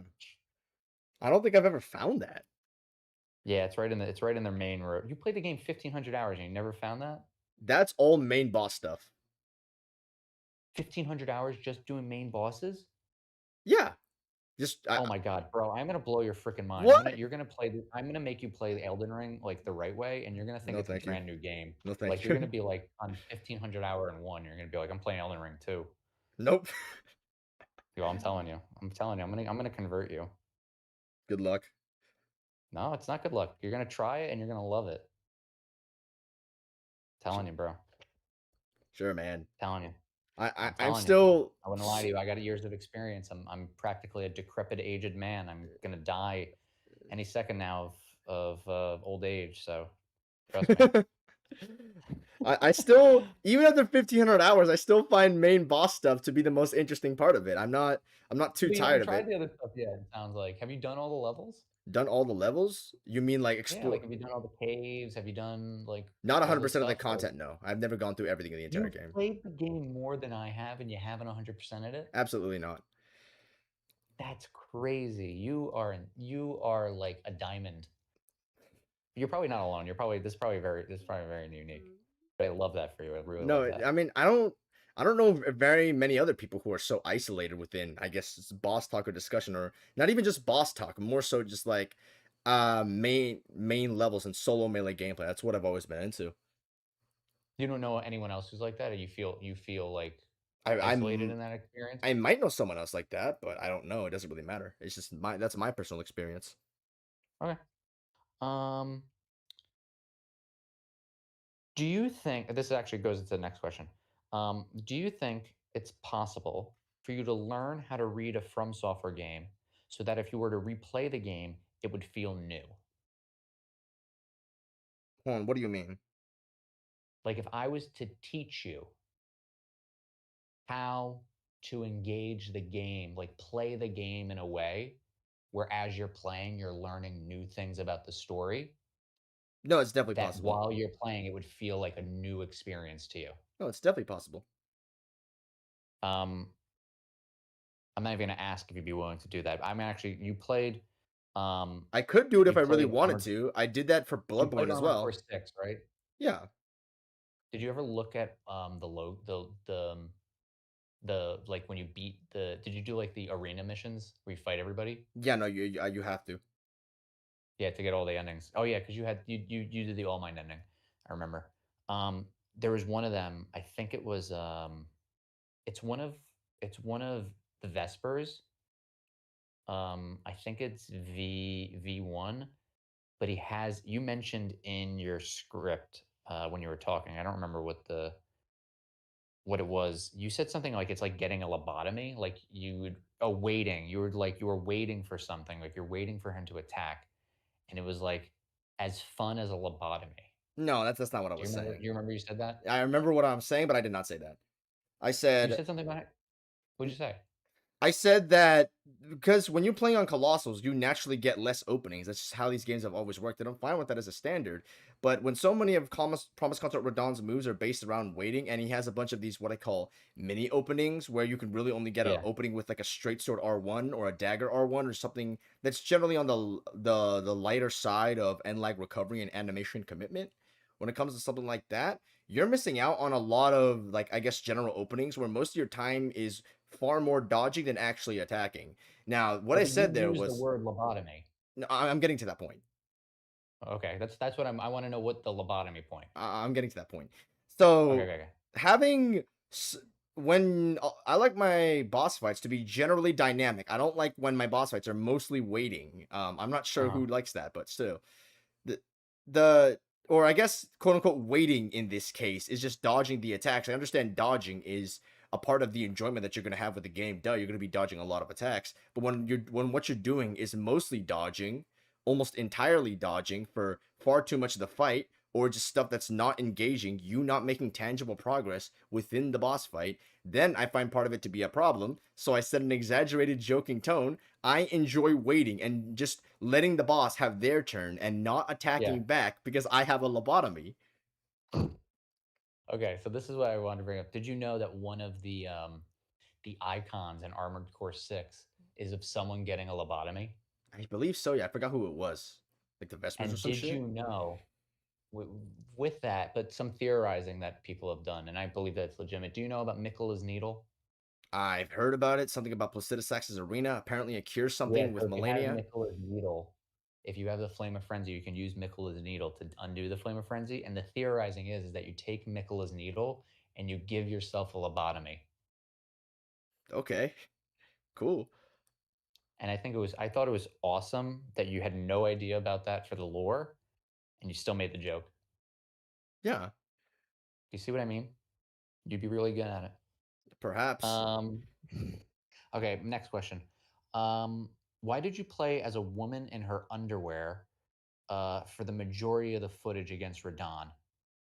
Because when I was doing my rune level 1 run, I stripped down all the way on all my characters because it makes you light roll and I need to light roll. I need the distance, I need the iframes. It's more practical and I'm just more preferred to it. Now, why I played as a female is because when it comes to Dark Souls 1, I saw a YouTube video about Mhm. how in Dark Souls 1 when you sprint, I believe your startup speed goes slightly faster than a male character and I need those sprint. I need the sprint speed, man. Yes, in Elden Ring, they showed the reason why is because in the previous games, the models had different animation sets, but in Elden Ring, the male body type and the female body type have the same animations. Yeah. So I don't know if that logic actually carried over to Dark Souls 1 and Yeah, Elden Ring. It was just like no, it cool. didn't. Also So get some cheeks. So yeah. it just for the logic. Not necessarily. I mean, you get cheeks in it. So You think it's logical to be a woman. I got it. Okay. no, no, no, Next question. no. Why do you think I got some Radon has cheeks the too. Pontiff So that was there. combo? What did you say? What was that? What was your question? Why do you think Radon has the Pontiff combo? Pontiff combo? I have no idea why he's the Pontiff combo. Okay, do you know anything about Pontiff Sullivan? Nothing about his lore. Apparently he's a tyrant, but that's about it. Okay, he comes from the Painted World. Did not know. No? Okay. Um, you mentioned Radon T-posing multiple times in the video. Do you think he was trying to imitate his father? I don't. His father was a Godfrey, right? No, his father was Radigan. When does Radagon T pose? Every church where he's Oh, at, you're like talking any of the about church, that? he's The at his, cross? No, I don't yeah, think he's so. T-posing. Was he imitating them? I don't. Do you think he was Perhaps I don't imitating his know. dad because he wanted to T-pose? Perhaps I don't know. Okay. Next question. Why do you believe your future isn't going anywhere? Oh yeah, I did say this a while back, didn't I? When I was like 13. No, you said it in your video. Oh, you're talking about that. I said that when I was yeah, Yeah, okay. you made a joke and it's No, not it going was a anywhere, like the self-deprecating future. joke because I was like, I'm hating. I put that in there because I don't actually believe that, but I thought that I am hating far too much on this guy, and I've seen too many hate YouTube videos to Mhm. where I thought that I saw too many hate videos to where I was like, this is just kind of miserable just seeing guys hate all the time. I need something to like break up the flow of the video. So yeah, Okay, I so was you just added like, a joke. So yeah, I you self-deprecating saw joke. that they Yeah, weren't joking, so you added a joke. yeah, no, because I was just like, there needs to be something here. I can't. I, Yeah. I don't feel as if the viewer would enjoy just me hating. I mean, I know I hated for a lot of the video, but I try to add some sort of I guess Why'd you make the joke a hate on yourself? because it's funny. I believe you have a future. Me too. Oh, good. Okay, so you lied to your audience. It was funny, You're admitting that you lied to the audience. not necessarily. I'm just busting your balls. I get it. I Um, get it. okay. Um, you mentioned that you don't like that half of Promise Concert Radon's moves are reaction checks Yes. that cause you to react the same way. Yes. That was not fun for you. Yes. After the amount of time you spent playing the same game, what do you do that is different that makes it fun? There are even I understand that there are many gameplay options that you can use to spice things up, like let's say using spells and incantations, but I don't use those. I don't really find that interesting. I use it from time to time. I use it for experimentation to just say, oh, let's see what happens if I just spam Elden Stars on Star Scourge on. What's gonna happen? Is it gonna kill him? Stuff like that. I don't really on a casual practical run, I would not do that. When it comes to Yeah. Elden Ring, the way I like to play is, sort of classic sword and not even shield, sword, two-handed, get in there, roll every attack, solo melee, generally no alternative options. What makes the game so replayable for me is that I think the profound amount of depth that you can have within the game and the immense ways you can play with just the base mechanics you have been provided is insanely interesting. You can jump a lot of attacks in Elden Ring. 90 to 95% of Melania's attacks are jumpable. If I give you two options to avoid an attack that are functionally different when it comes to getting an attack in while she's attacking or rolling, which means more recovery, but I also have to be smart about where I directionally roll. Those two forms of inputs have functionally different results when it comes to input variation and when it comes to actual practical effect. Directional rolls and jumping do have a significant difference. You can also strafe a bunch of attacks, out positioning them, going around them, going under them, going behind them. You can have even more extreme strafes. You don't have to do it with running. You can do it with walking. So, and I don't know if you've ever seen, there are challenge runners who run these games without sprinting or even rolling once, and they're doing these bosses no hit on level 1, new game plus 7, Gee. unupgraded weapons. These guys are finding the most insane strafes, the most insane jumps, the most insane ways to play. And I just understand that I'm a small fish in a big pond. And when I'm looking at that, I'm just like, yo, look how many interesting ways this guy's found to play. He's found such a specific positioning strat to where he's not getting hit and he can't even run. So when it comes to stuff like that, I'm not nearly at that level to where sort of figuring out what I can strafe and puzzle solving some of the small elements that I can piece together like that is like, okay, what if I strafe this? Okay, now I could run this. Can I outwalk this? Stuff like that just gives almost infinite replay value to me. Also, just the fact that these bosses by themselves are fun. I don't have to jump every attack or I guess outposition every attack to have fun. I mean, the base levels of these bosses are just fun, even on a casual run. So just spicing it up and just always trying to try out new things just keeps me engaged. What if I jump left? What if I jumped right? What if I try to parry this attack? Could I get a charged R2 after this attack, or can I only get one R1 I treat the games in a similar way, but I treat the story and lore that way. under the same Like logic? yeah, so because I think about what's really important for me is when you get information about something, because to me, the lore and the story is a puzzle, Yeah. and the pieces are all the items in the game.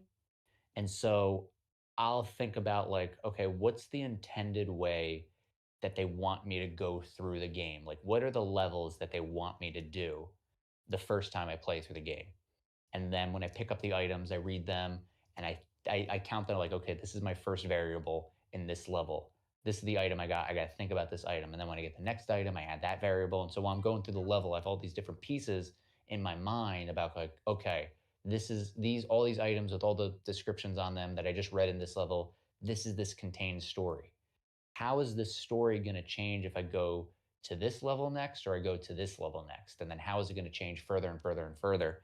And when I hear you talk about like the gameplay, like hitting the buttons against the bosses and stuff, it sounds very similar to the way that I think about like the wider levels, like and where items are placed and things like that. Well, yeah, I could see the appeal in the, I guess, because ultimately, I think games and general entertainment is there to make you feel emotion, which is stimulation of Mhm.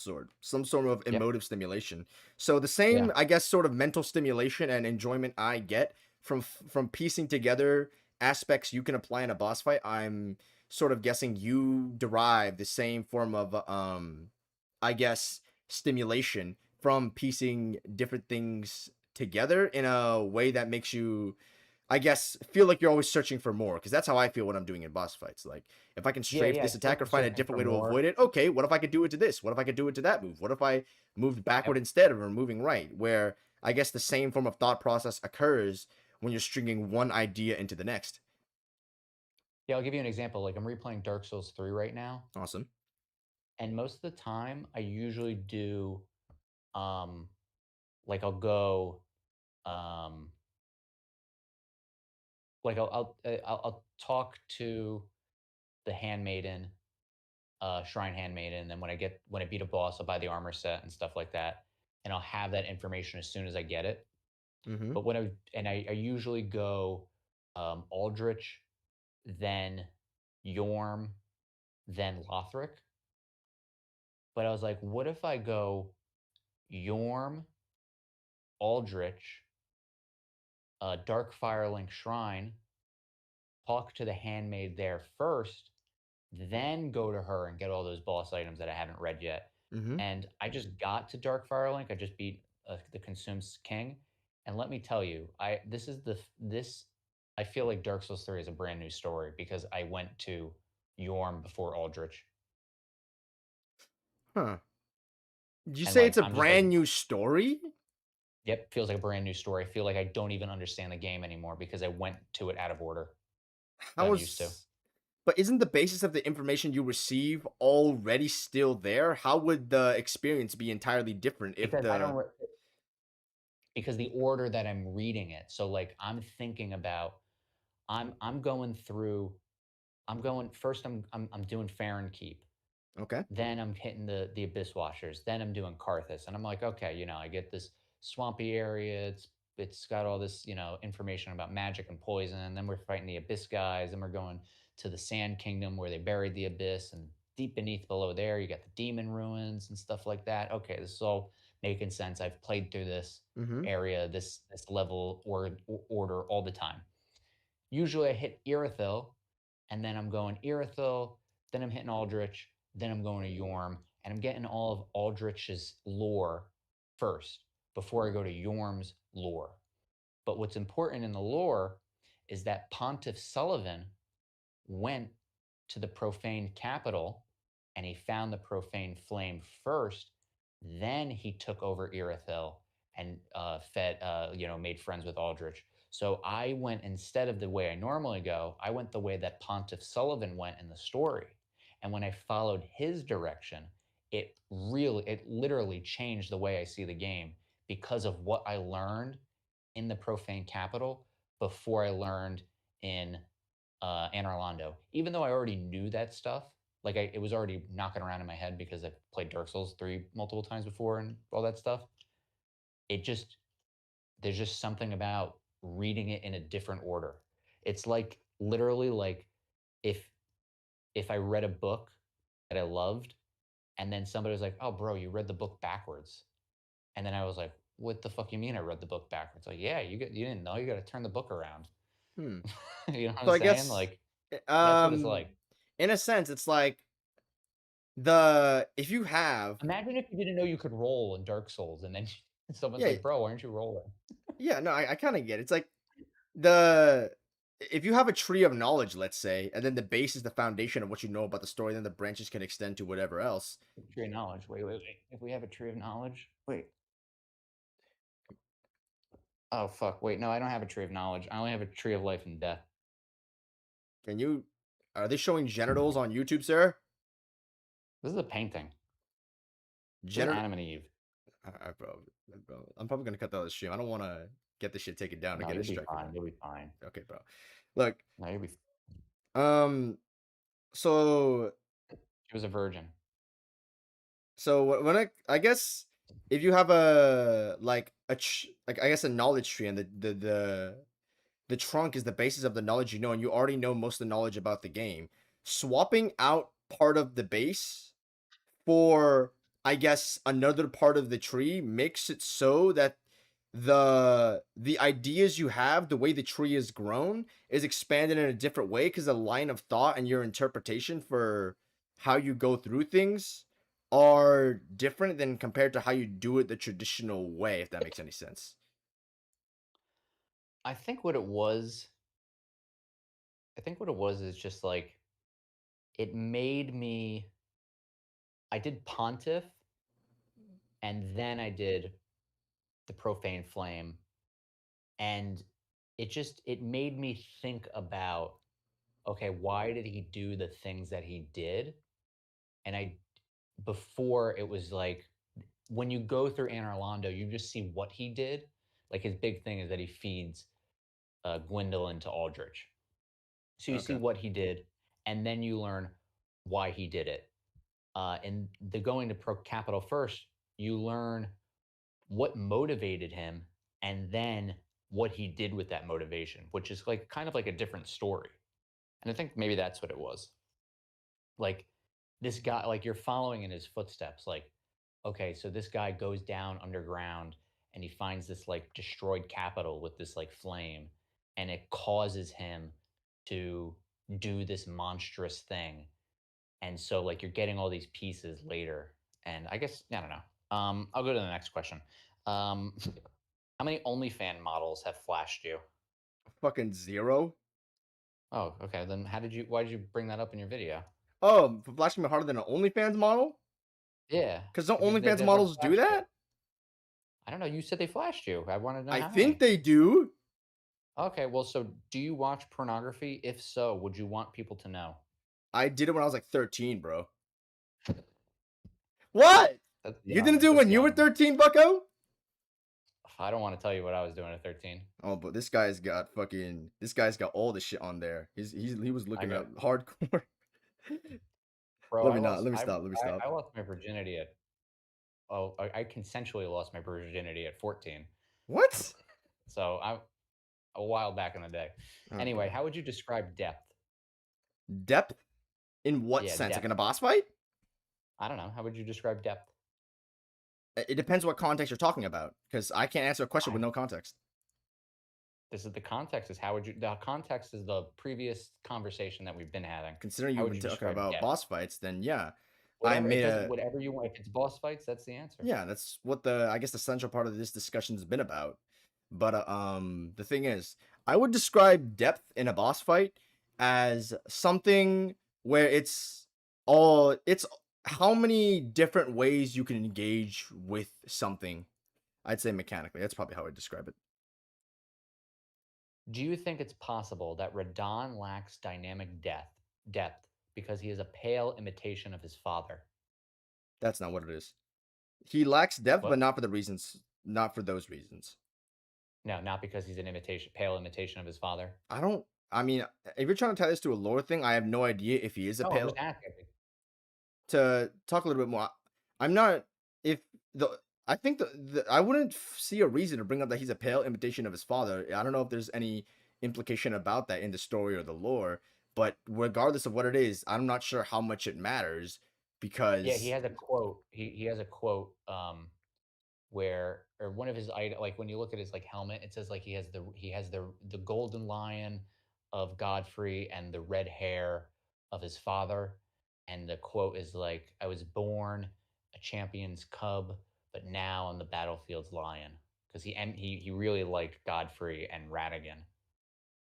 yeah, I And in think your those are his video, main you said that like influences, right? Radigan, like Like that was really his dynamic. big, yeah. So I mean, I you can have like it kind of doesn't make that much sense because Starscourge Radon has a decent amount of depth in him. Concert Radon has almost none to him.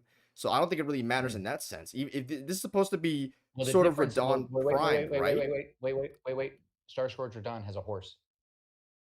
It doesn't matter because the horse doesn't But no, wait, mean it does matter. We talked about this before. He doesn't know how to fight without a horse. it doesn't matter when it comes to the mechanics of his depth because you can have a boss that's deep with or without horses. Yeah, but Radon doesn't know how to fight without a horse. But it doesn't matter if he doesn't know how to fight a horse. The attacks should still have accurate hitboxes and have tracking that isn't so obsessive, or at least to a point that doesn't where he does a 180 around your character. It doesn't matter how he fights. The depth should be a universally applicable thing within Elden Ring. It should be. You don't think adding alternative ways to play is something that would be a positive for Elden Ring? But there are alternative ways to play. I'm not saying that doesn't exist. I'm saying, don't you think it's a good idea to have that? We'll get to that. You brought up a good point about the Crucible Knights and Godfrey's Stomp. Yes. Um, do you think the visual for Radon Stomp was different for any narrative reasons? If so, what would they be?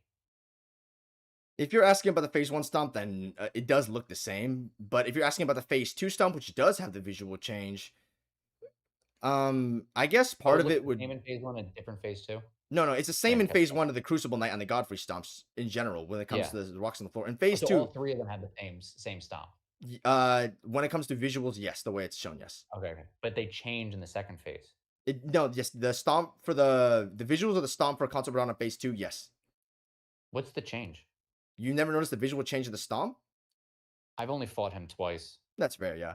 Basically, when he stomps on the floor, there's a giant glowing aura that's sort of an AoE around him. It's circular, and Uh-huh. the original rocks that come up when the Crucible Knights stomp, or when Godfrey phase one starts, not phase 1.5 where the shockwaves come out, phase one where the Mhm. rocks come up out of the floor. That looks the same in phase one. That doesn't exist in phase two. There are none of those in phase two. It's a giant holy like AoE ring thing, and I guess part of it is to Mm. show that the stomp does show tells the story sort of how Mikola's fighting with his brother now, and he's kind of amping up all of his attacks. So his stomp being amped in theory is a good idea. There should be a visual change made as if you can make visual changes to a second part of a boss fight to sort of indicate how someone's being powered up, then yeah, go ahead and do it. Um, if you want to use that as a lore reason for why the visual was changed, then yes, that would count. But also as a gameplay reason, it does make his phase two stomp more demanding because you cannot roll that attack backward. Um, do you use guard counters? Guard counters? No. No. I don't see it as an inferior way to play or a more boring way to play. I just don't use them. Okay. But you in the 1,500 hours, you haven't used them yet. It's not that I've never touched it. It's that I just don't really use it. Like I don't really use You might spells, have but I've used 1,500 hours spells left of before. Elden Ring to play. You might be hitting 3,000 hours if you integrate guard counters. Perhaps. I don't know. It's just something that's never been a shield gameplay. It's never been something that's appealed to me too much. Okay. You mentioned how no amount of story will Oh yeah. will will prevent you from getting one shot off the screen. Yes. Okay. But had you considered different armor, talisman, consumable buffs, or blocking with a shield? That prevents the one shot, but it doesn't prevent the fact that the damage is still nearly unavoidable. That's the problem. Oh, so it's you have to the damage has to be avoidable. You don't like unavoidable damage. Not necessarily. Some attacks can have unavoidable damage, and I think it could be interesting. You can look at Moog's knee heal. I think it's really awesome. That is pretty much unavoidable damage, and I don't really mind it because I think the way it's set up is good. I think generally the basis for the Soul series should be something that's based around, I guess, the entire series has been based around predictable, preventable, avoidable gameplay with very deliberate inputs in the with I guess visual storytelling to go along with it. If the basis for the entire series about deliberate preventable gameplay is tossed out the window, where what I believe the values of the series are tossed out of the window, where attacks are just indiscernible, untelegraphed, unavoidable damage, then what game am I playing? Who wants to play a game where you're just one shot off the screen, you can't tell what's going on, and that's every attack in the game?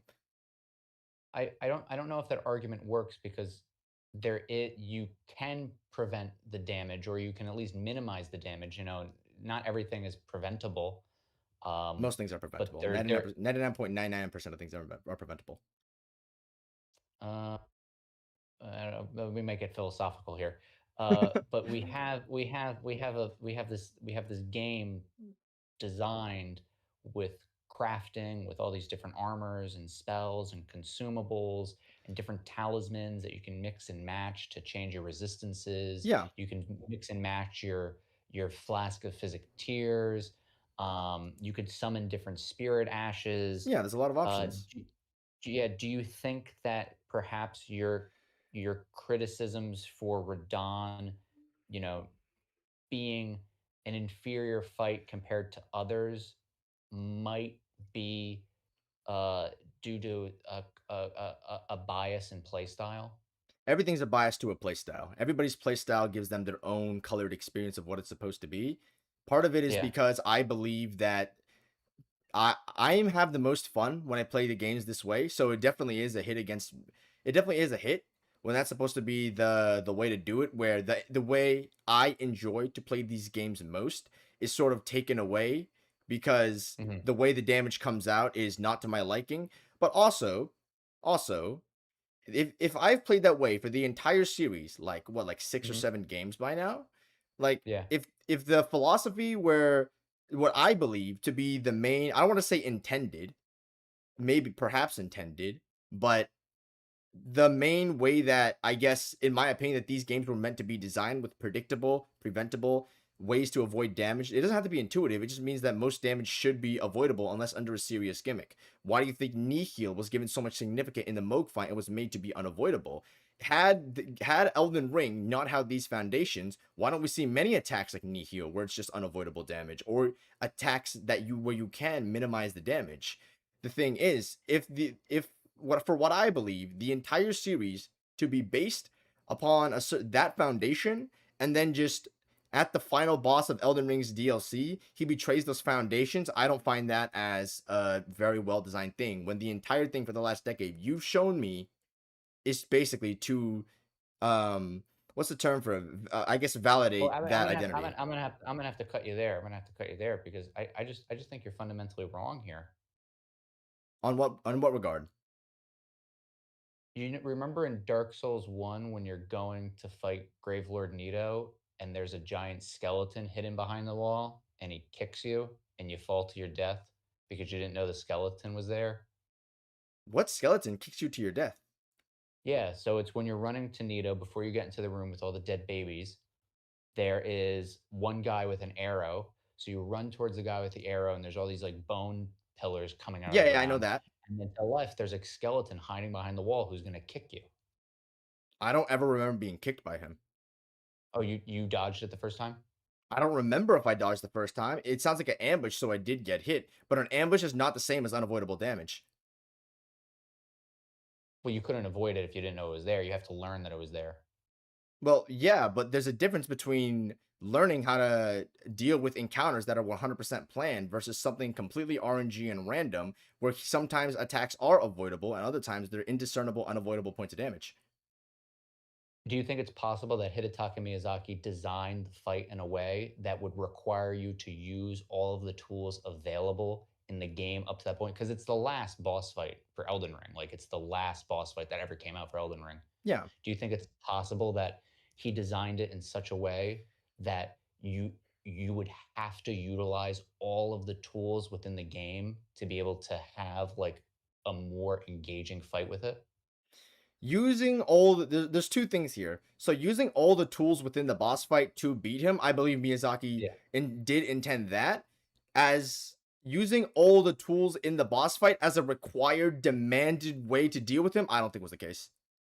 Like No, you you don't have think to so? use shields, you have to use spells, you have to No, you use don't not items. that I, you I have don't to believe use that was the shields, but case. that you can use shields. Like, if you don't want to take this damage, you could use a shield.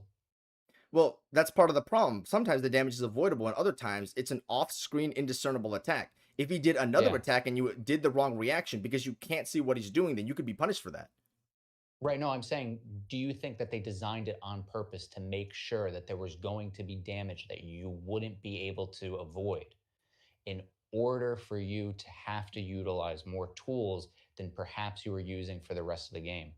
I don't believe that to be the case because I don't think there's any other boss in the entire series that functions off that logic. No. Right, but this is the last boss of all of Elden Ring, and Elden Ring is the culmination of, like, 15 years of developing these games. Could it be possible that the goal was to ensure that the players would have to utilize some of the mechanics that they might not normally? For instance, like going to use a larval tier to change your build in order to beat Radon. Like for me, the first time I beat Radon, I was trying to use Milady and I Hmm. just freaking couldn't do it. So I like looked online. I was like, how the hell do you beat this guy? And they're like, oh, just like respec, get the fingerprint shield, and get the rot spear rapier, the rapier that does it rot, and then you put it to bleed, and then you just like shield wall, like you just hold your shield and you just poke him, and then he dies. Two things. Do you think One, it's possible that he might have wanted like players to do something like that? I don't think so because if the intention of a boss's design is to push my buttons in with so much unreactable, indiscernible, unavoidable damage that I have to use the actively most unengaging, boring way to play as the intended way to beat the boss, I don't think that would be fun or the intention. I don't think FromSoft has ever boxed players into to using an option, with like the exception of like light Well, in Tomb of the Giants. I think our perspectives are different here. So Yeah, I'm not saying that he's trying to get you to play the game differently. I'm saying that he's trying to get you to utilize more mechanics that you wouldn't normally use. that is playing differently. If you are changing options, you are playing differently. No, but not in the boss fight. I'm talking about in the rest of the game. You are playing differently by changing your player options, yes? But I'm saying the end goal isn't how you fight Radon differently. It's what you do differently before you fight Radon. Do you understand what I'm saying? So is your point that I guess Like perhaps Radon is designed in a way that's supposed to be frustrating. So the player has to think, I have to do something else. I have to change something about what I'm doing. So I'm going to go back out into the game world. I'm going to go back out. I'm going to leave Anir Lim.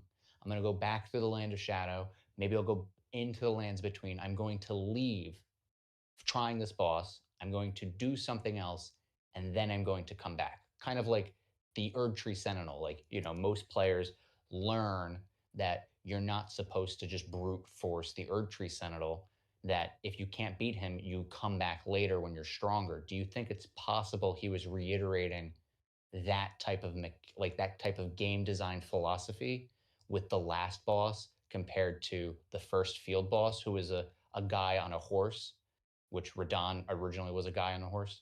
Do two you think that's things. possible? Yes and no. Okay. So when it comes to the way that FromSoft intends this, yes, let me think about this. So, if you're talking about where FromSoft intentionally designs things, I don't want to say to be frustrating because I don't think they would want to intend their players to be frustrated and angry and then just toss Well, the controllers and break their Hidetaka shit. Miyazaki Please has let me said finish. in Please let me finish. interviews Please let that me finish. he Please let me enjoys finish. Please. creating things to kill players and make it more Yeah, difficult to for be them. hard, not to be frustrating. Those are two different things. Please let me finish. So, if you're talking about when it comes to how FromSoft likes to design things to be intentionally difficult, and then like they want the players to take a step back and be like, okay, this is not working out for me. Maybe I should try a different option, or maybe I should, I don't know, like dodge a different way. Maybe I should ask players for help. If you I would say that yeah, they probably do intend the players to do that. I think in a I'm not sure if it was in an interview somewhere. I think that community was would you agree that the community is supposed to be an essential part of these games? Yeah, it's part of the game design. Could you what are you trying to get with the question? Yeah, so I mean, I think most people would agree that multiplayer and online resources and then just people in general trying to help you out. Yeah. That's what the point of player summons are. Having players step back and just looking, I guess, sort of having a bigger aspect with the community to help you out in that regard. It could be an option. You could also step back and change your build. You can also step back and just try to learn the Mhm. boss from a more calm, level-headed way.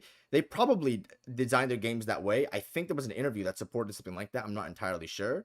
If you're Yeah, asking, he said that he supports players looking up guides to how yeah, to yeah, beat yeah, this yeah. game. So now, if you're asking about whether they intended for the players to go away and then do something else, I would disagree with that because this is the final DLC boss of Elden Ring to where else are you gonna go to get stronger? You mentioned an example of the urge of the Tree Sentinel where the players have to go somewhere else generally, get stronger, come Yeah. back with new stuff, and then just come Mhm. back in. But you're at the final DLC zone. What else is there to get by that point? I don't think FromSoft Did you have America's necessarily Braid? designed their bosses to. I don't think I wouldn't. I don't think. I just don't think I see the intention where. Did you ever use America's Braid as a talisman Yes, for Radon? yes, Yeah. Did you have it, like, when you because that's the first thing that comes to mind to me because that's in a secret area. Like, you have to get a gesture from another secret area, and then you have to go to another secret area, and then use that gesture, and then you get a story area, and then that story area, you get a talisman that gives you the most holy resistance. yeah. And that seems like, if you were someone, like, if a player was like just beelining it to the final boss and they didn't do any exploration, that would be one of those things where I think, like, oh, they'd want the player to explore to get this talisman. Yeah, so I don't I kind of just don't see it in the way where FromSoft would intentionally design this one specific only boss. They didn't design it for the final boss of Bloodborne. They didn't do that for the final boss of any other boss or any other game they've made. To where I just don't think I see the I guess the intention where Well, the Elden Ring's different because it's an open world with a crafting kit, so you can go out into the world and get crafting materials to create buffs and potions well, and yeah, things like Sekiro was the that. same way, but I If don't you think they did the same thing with that either. No, Sekiro doesn't have crafting. Well, it doesn't necessarily have crafting, but it definitely has a bunch of difficulty options and ways for you to find different stuff. Yeah, those are the shinobi prosthetics. I'm talking about, like, the perfumes. I'm talking about, like, you can get a perfume that will buff your attack and prevent one hit of damage. Then you can also eat a piece of boiled crab to give you 30% Yeah, damage you're reduction. discussing difficulty And now you're options, which talented. exists in any of the games, really. Yeah, so if you don't have those things on you, you can leave the area and come back so you're more prepared. Or if your build's not good, you can leave and go and come back. Like, you could leave the area and then come back to it and do something different. Yeah, as I said, like FromSoft probably Right. does. So you don't think that it's possible Yeah, that for the are you final asking boss of the about? game that they Are you asking if it is completely intended? This is what we exactly Yes, wanted out yes. of the play, or do you think it's just a possibility that might exist? Are you asking if it's a possibility or a demand? Oh, yeah, no, I'm asking the possibility because we can't know for certain. Yeah, that's what I was asking you. So if you're saying yeah, for a certain like a demand, I don't know, but if it's a possibility, perhaps I'm not sure. Okay. If it's a possibility, I can accept that. Yeah, Okay. Would you consider watching my fight versus Promise Contra Radon and tell me your thoughts? I could, but I mean, Cool. You want to watch it right now? what did you want? What would you want me to say? I don't know. You watch it and you tell me how you feel about it. All right, All right. Let me open up your stream. You got to go on my channel. I'll show you where it is. okay.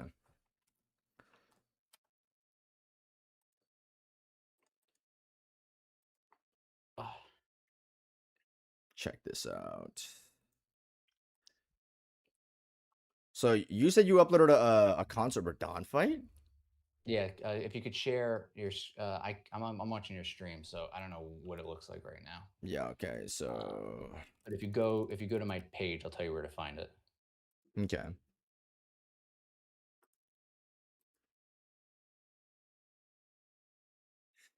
Let me throw up the display capture.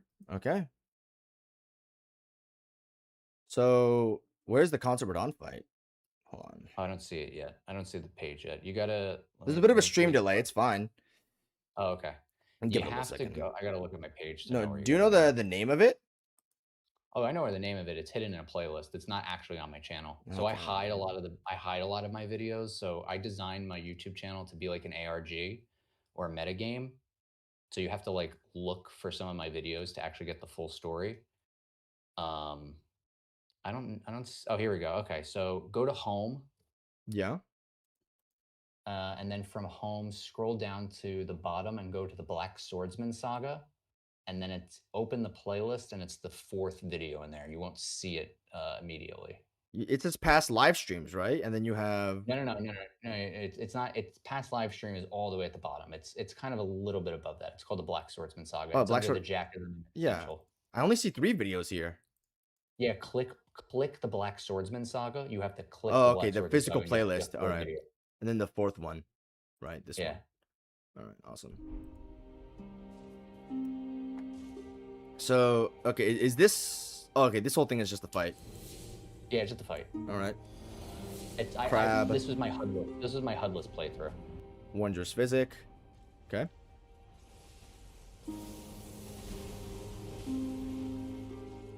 I'm on the delay, so I don't even know what we're looking at. Jeez, voice tank. Oh no, this is Perry Bill, I think. You have a heart of gold.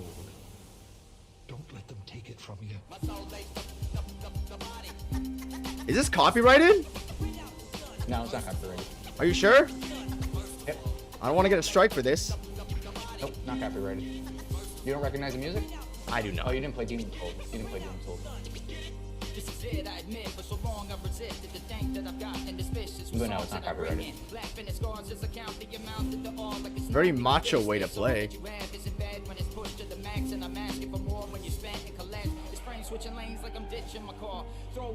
Holy damage, by the way. I don't think he should go out that fast. Or normally he doesn't. That's the deflecting hard tier. Yeah, apparently I know parries do a lot of damage, or I guess Yeah, the guard counters more specifically. yeah. If you stack 5 guard counters in a row with the deflecting hard tier, it does crazy damage and crazy force damage. You shouldn't be doing that move You, at that range. you skip through the whole thing. The cutscene. Yeah, you're supposed to watch it. Is there something in the cutscene? It's the music, buddy. It's Missed it. I think it's fine. No, you didn't. I didn't work you well enough during this conversation. We'll try again next time. Grab. Ouch. Oh, I didn't even know he could do that. I think co-op it fucks his AI. I'm not sure though. Funny. Even though I never ran the block of damage spots, I'm way past creating the feel like I'm naked, exposing myself and not sure what I'm thinking. Made the wrong choices so many times you don't think that I'm bad boy. Very tight roll, by the way.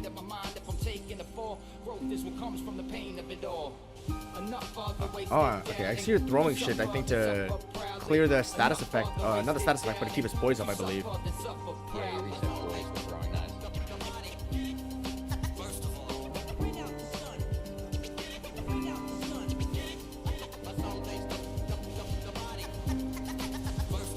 Meteor.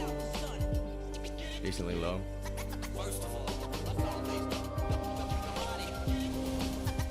Yeah. You can roll that in a specific direction. You just gotta be really tight with it. Now. Concept combo. Roll and then parry. No. There you go.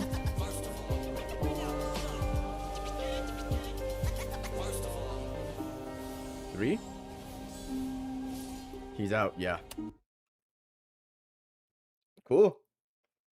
All right. What'd you think of my gameplay?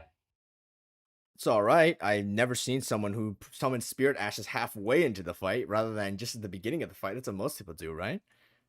Oh, I wanted it. It was to make sure the mimic got hit with a hug.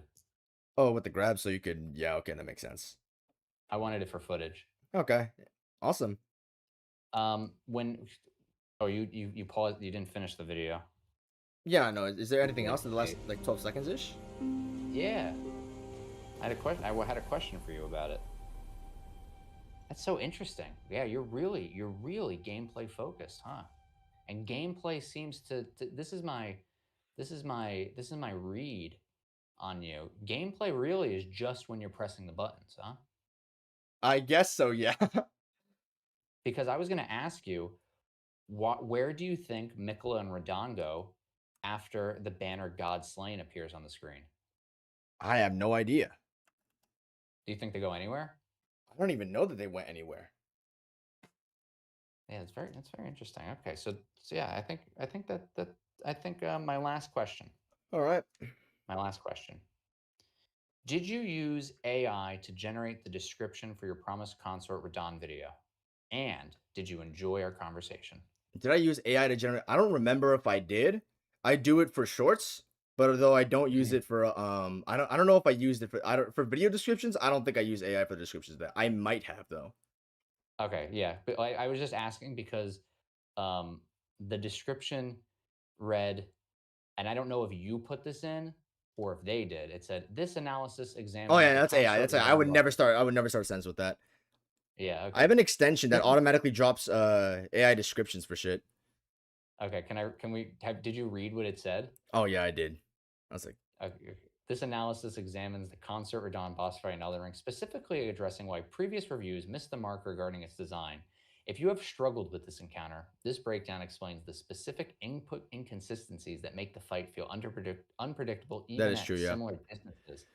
This is for players who want a deeper understanding of the mechanics behind the perceived flaws in the encounter.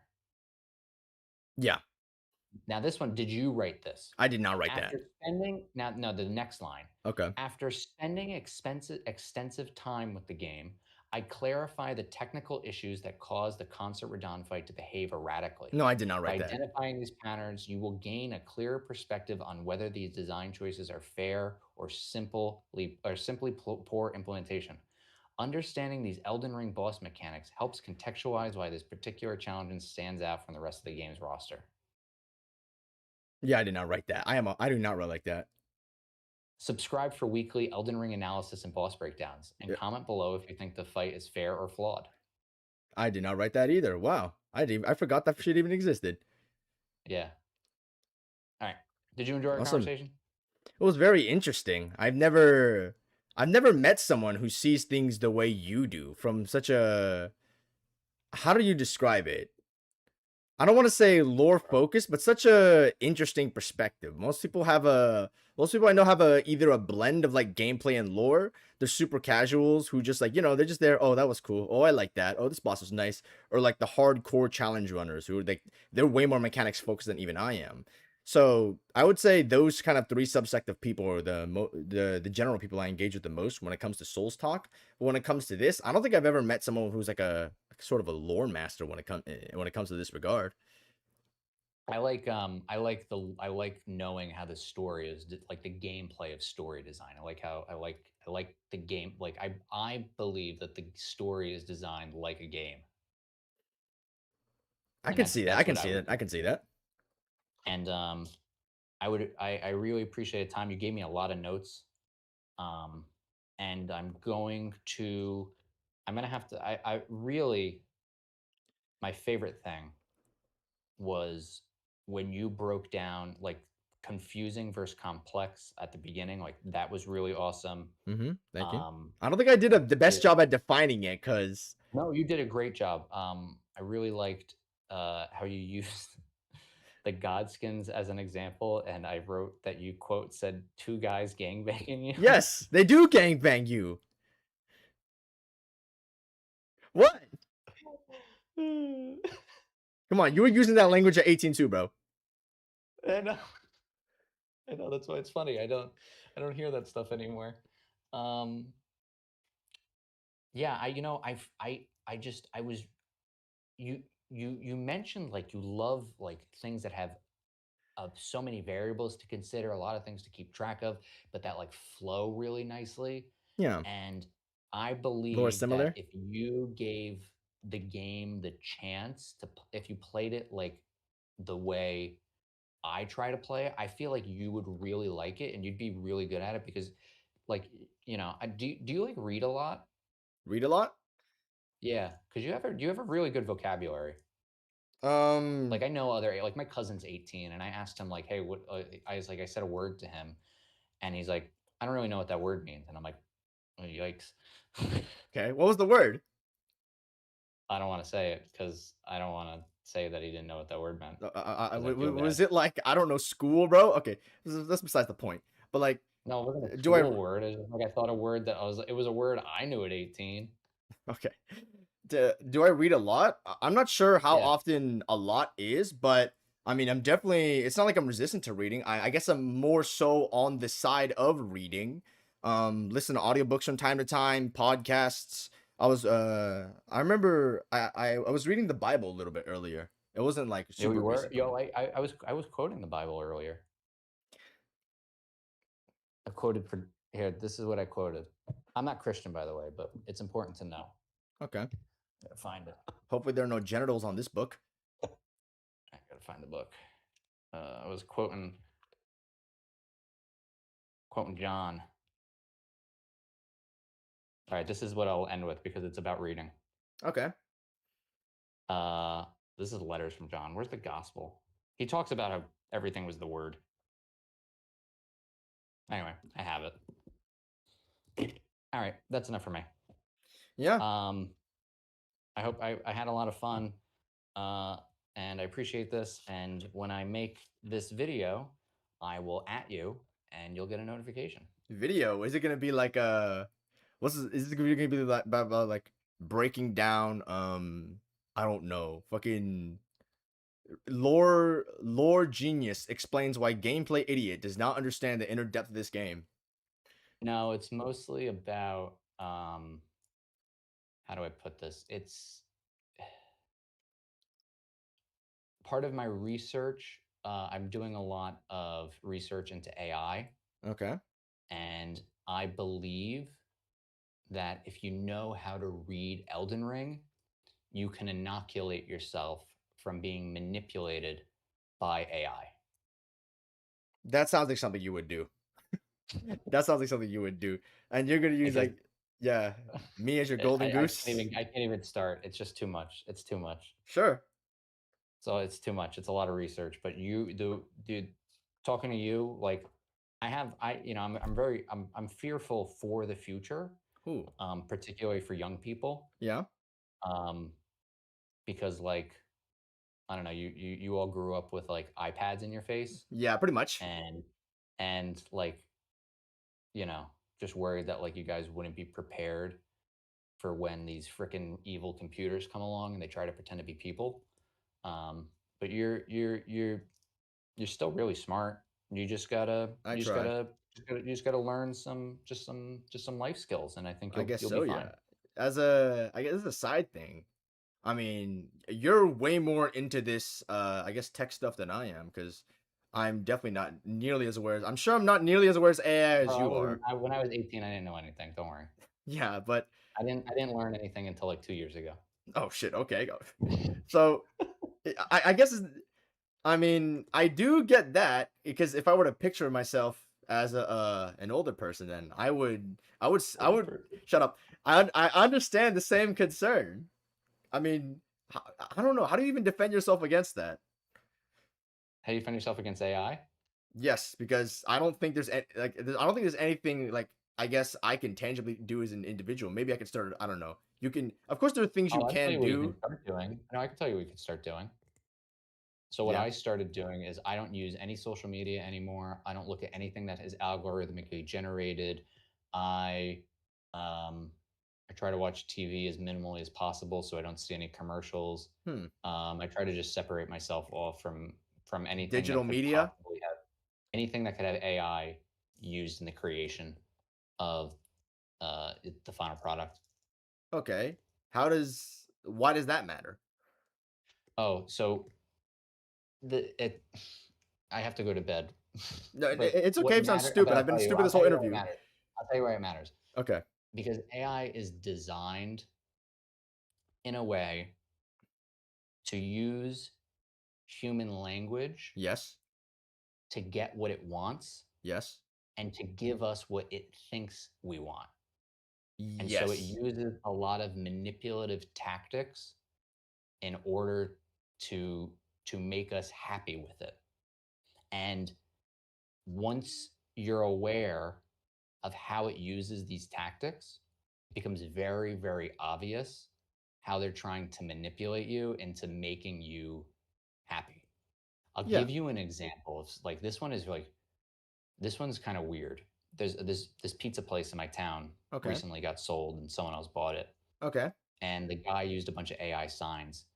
Oh, And jeez. one of the things, it's a pizza place, and it said food that's delicious and addictive.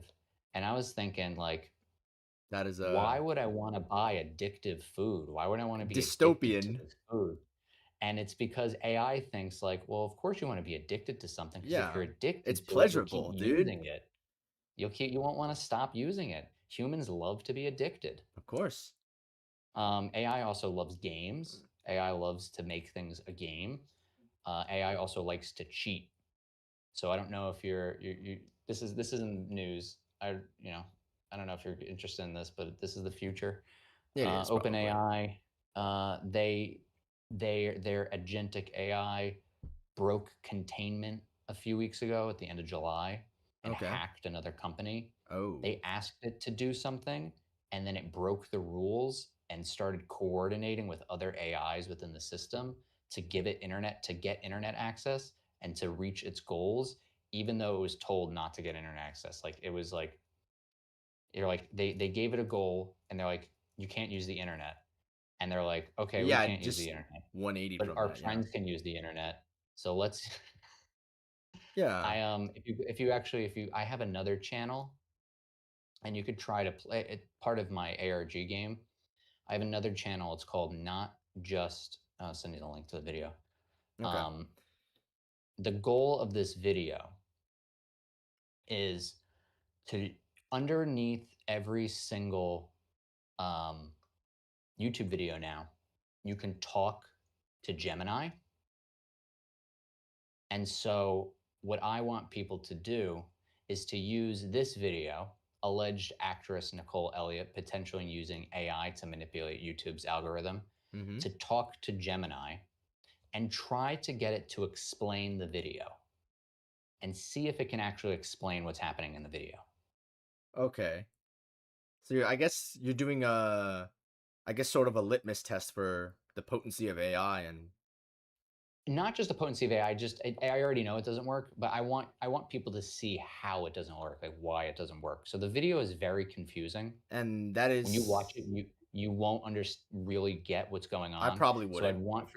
I want you to ask AI to give you a summary, and then I want you to compare the summary to what you just watched, and then ask it questions. And you might notice how bad it is at reading what's going on. Essentially, what I did was I found a woman on YouTube who was using AI to write her scripts to use hypnosis tactics Oh jeez. to get people to go to her Patreon and become Patreon members, where she would do more hypnosis on them to make them literally addicted Wow. to her content, um, using literal hypnosis. And I'm someone who has experienced professional hypnotherapy, so I know what hypnosis actually looks like. Okay. And this is not what hypnosis looks like. Okay. It's just AI, what AI thinks hypnosis looks like. Yeah. Um, and it's a really it's a really interesting experiment. It's kind of hard to explain how to play the game if you don't know how to do a lot of Yeah, you prompts were with AI. speaking But like levels beyond like what yeah, the so fuck can I get? if you're interested, try and like go ask it. Like the one I did was at like 9 minutes and 30 seconds. I asked it what is on the screen right now, and it was like, oh, Jack is showing a visual of a cylinder casting a shadow, and all I'm showing is like me recording my screen and typing a comment, and it's like that's not what's on the screen. How'd you come to that conclusion? And you can ask it, how'd you Yeah. come to that conclusion? So I So would recommend play around with that. last thing, because I know you got to go to sleep soon. Two I gotta final go to bed questions for now. me. I'm all exhausted. Yeah. Okay. Two things. One, um, is part of the game the try to experiment that you're trying to throw because you know that these AIs they won't exactly like they can't perfectly read what's going on. Of That's right. course, they're going to be inaccurate. Is Yep. since they have an inaccurate analysis of what you're showing them, Mhm. since are you doing this to try to show how intentionally, I guess, manipulative they are with their language and what they're trying to do? Yeah, it's how they're manipulative with their language and that they're bad at it, but even though they're bad at it, There's the people still intention. fall for it. Yeah, okay. And there's a lot of professionals in my field who are falling for it. And Oh so man. part of like my goal is to show um like the gamification that AI is trying to do with everything, Mhm. and how some people fall for it and they don't think that they're susceptible to it, but they No. are. And I feel like someone like you, like kids like you, are a lot smarter than these guys. Like I I doubt it. talked to so I'm wearing this microphone right now. Yeah. I went to Black Hat last week, which is the world's largest cybersecurity convention, and I Okay. talked to a lot of people there, and I had this microphone under my shirt, and so they didn't know I was recording them when I was asking them about AI stuff, and Yeah. it's illegal to do that. You can do that in Las Vegas. Okay. And honestly, if you heard their like, I was asking them essentially like, "What's your strat when talking to AI? Like, what do you like? Like, do you think that like essentially like, do you think this fight's bullshit?" And they're like, "Nah, this is never bullshit. It can never beat me." And I was like, "Bro, if you don't even think it's possible that you're getting one pulled over on you, Yeah. but I think you're gonna be fine. I think you're gonna be Seriously? fine." Yeah, seriously. After talking to you for 2 hours, I think you're gonna be good Why is that? because you are interested in the mechanics of how something works, Absolutely. and you want to be the most efficient. Yes. And I don't think you're gonna put up with if you learn how language works and especially how stories work, because AI likes to tell stories Yeah. to its users, I feel like you'd be a superstar. You'd be a superstar. Thank you. I mean it. I mean it. I I'll mean it. take. You're a smart kid. You're a smart kid. I try. I'm not. You're a smart kid. You just I, got to learn how to play. You got to learn how to play Elden Ring the way I play it. I did a little bit of that for Bloodborne, so it's there. And I guess the second Okay. thing, I promise, is the last thing. You gotta sleep, Yeah. bro. So I Yeah. mean, I also kind of gotta go too. So like, um, I guess when you look at the advancement of AI, it would be pretty hard to prevent these multi-billion, if not trillion-dollar companies and organizations advancing to whatever the hell they want their goal to be or whatever AI wants to Mhm. do. It would be pretty hard to stop that as an individual. Even as a That's collective, it right. would be possible, but that'd be also be very difficult still. Okay. Point So is, would is your stance to what you're trying to do, I guess, to go against it? Because I know you said you try not to interact with any form of digital media that has the possibility of yep. involving something with AI. Do Yep. you believe the general best way to, I guess, defend yourself would be to take a more collective stance to try to, I guess, spread the message out and unite against it? Or do you think the smartest way to defend yourself would be to take a more individualistic stance and try to do the best for your life and how you can eliminate that from your life as best as possible? Both. So, I mean, I try to eliminate it from my life. One person asked me like, "Well, you use AI every day." I was like, "No, bro, I don't. I try not to use it at all. I don't trust it. Like legit, I don't trust it. I think it's dangerous Hmm. for our brains." But we have social media, we have YouTube. We are allowed to share the message and Yeah. to share with ways that we think we can help other people. And there is now with how the internet is set up, every single video, every single thing you post has the most important member of the audience, and that is AI. I have what, like over 300 videos on my channel where Yeah. I'm talking about Elden Ring lore, which is weird and esoteric and full of a bunch of symbols and very confusing. And AI is analyzing every single one of my videos. So, wouldn't it be Yes. crazy if I was designing something to have a massive library on one particular topic, like Elden Ring, Yeah. to maybe plant a little poison seed in that garden? And hopefully, somewhere down the line, all of the work that I've been doing on my YouTube channel will affect how the machine works in the future. Yeah. I Because mean, you know the final boss of Armored Core 6 is. You know what that was, right? yeah, omniscient AI It, trying to take it over was a, humanity to intend what's best for humanity, but the main and characters he are fucking powerful beat the enough shit out of to it. beat the shit out of it. Yeah, because it the point of Armored Core 6, the main theme is to try to find your own way of life, and having an AI control it for you is the reason why it's the ultimate boss. It's the ultimate eliminator of free will, even though they're the person trying to help you the most. Damn right, buddy. So you're smart. See, this is what Hidetaka Miyazaki's games are awesome because they get you to think about these things and ask those questions. And Yeah, I feel like I feel like your Buddhist dad would like Elden Ring. perhaps. Pretty old. If you asked him what his opinions were. All right, I gotta go to bed. It was Have a really good one, fun bro. talking to you. Good talk. Let's chat again in the future soon. Um, really appreciate the time. And if you do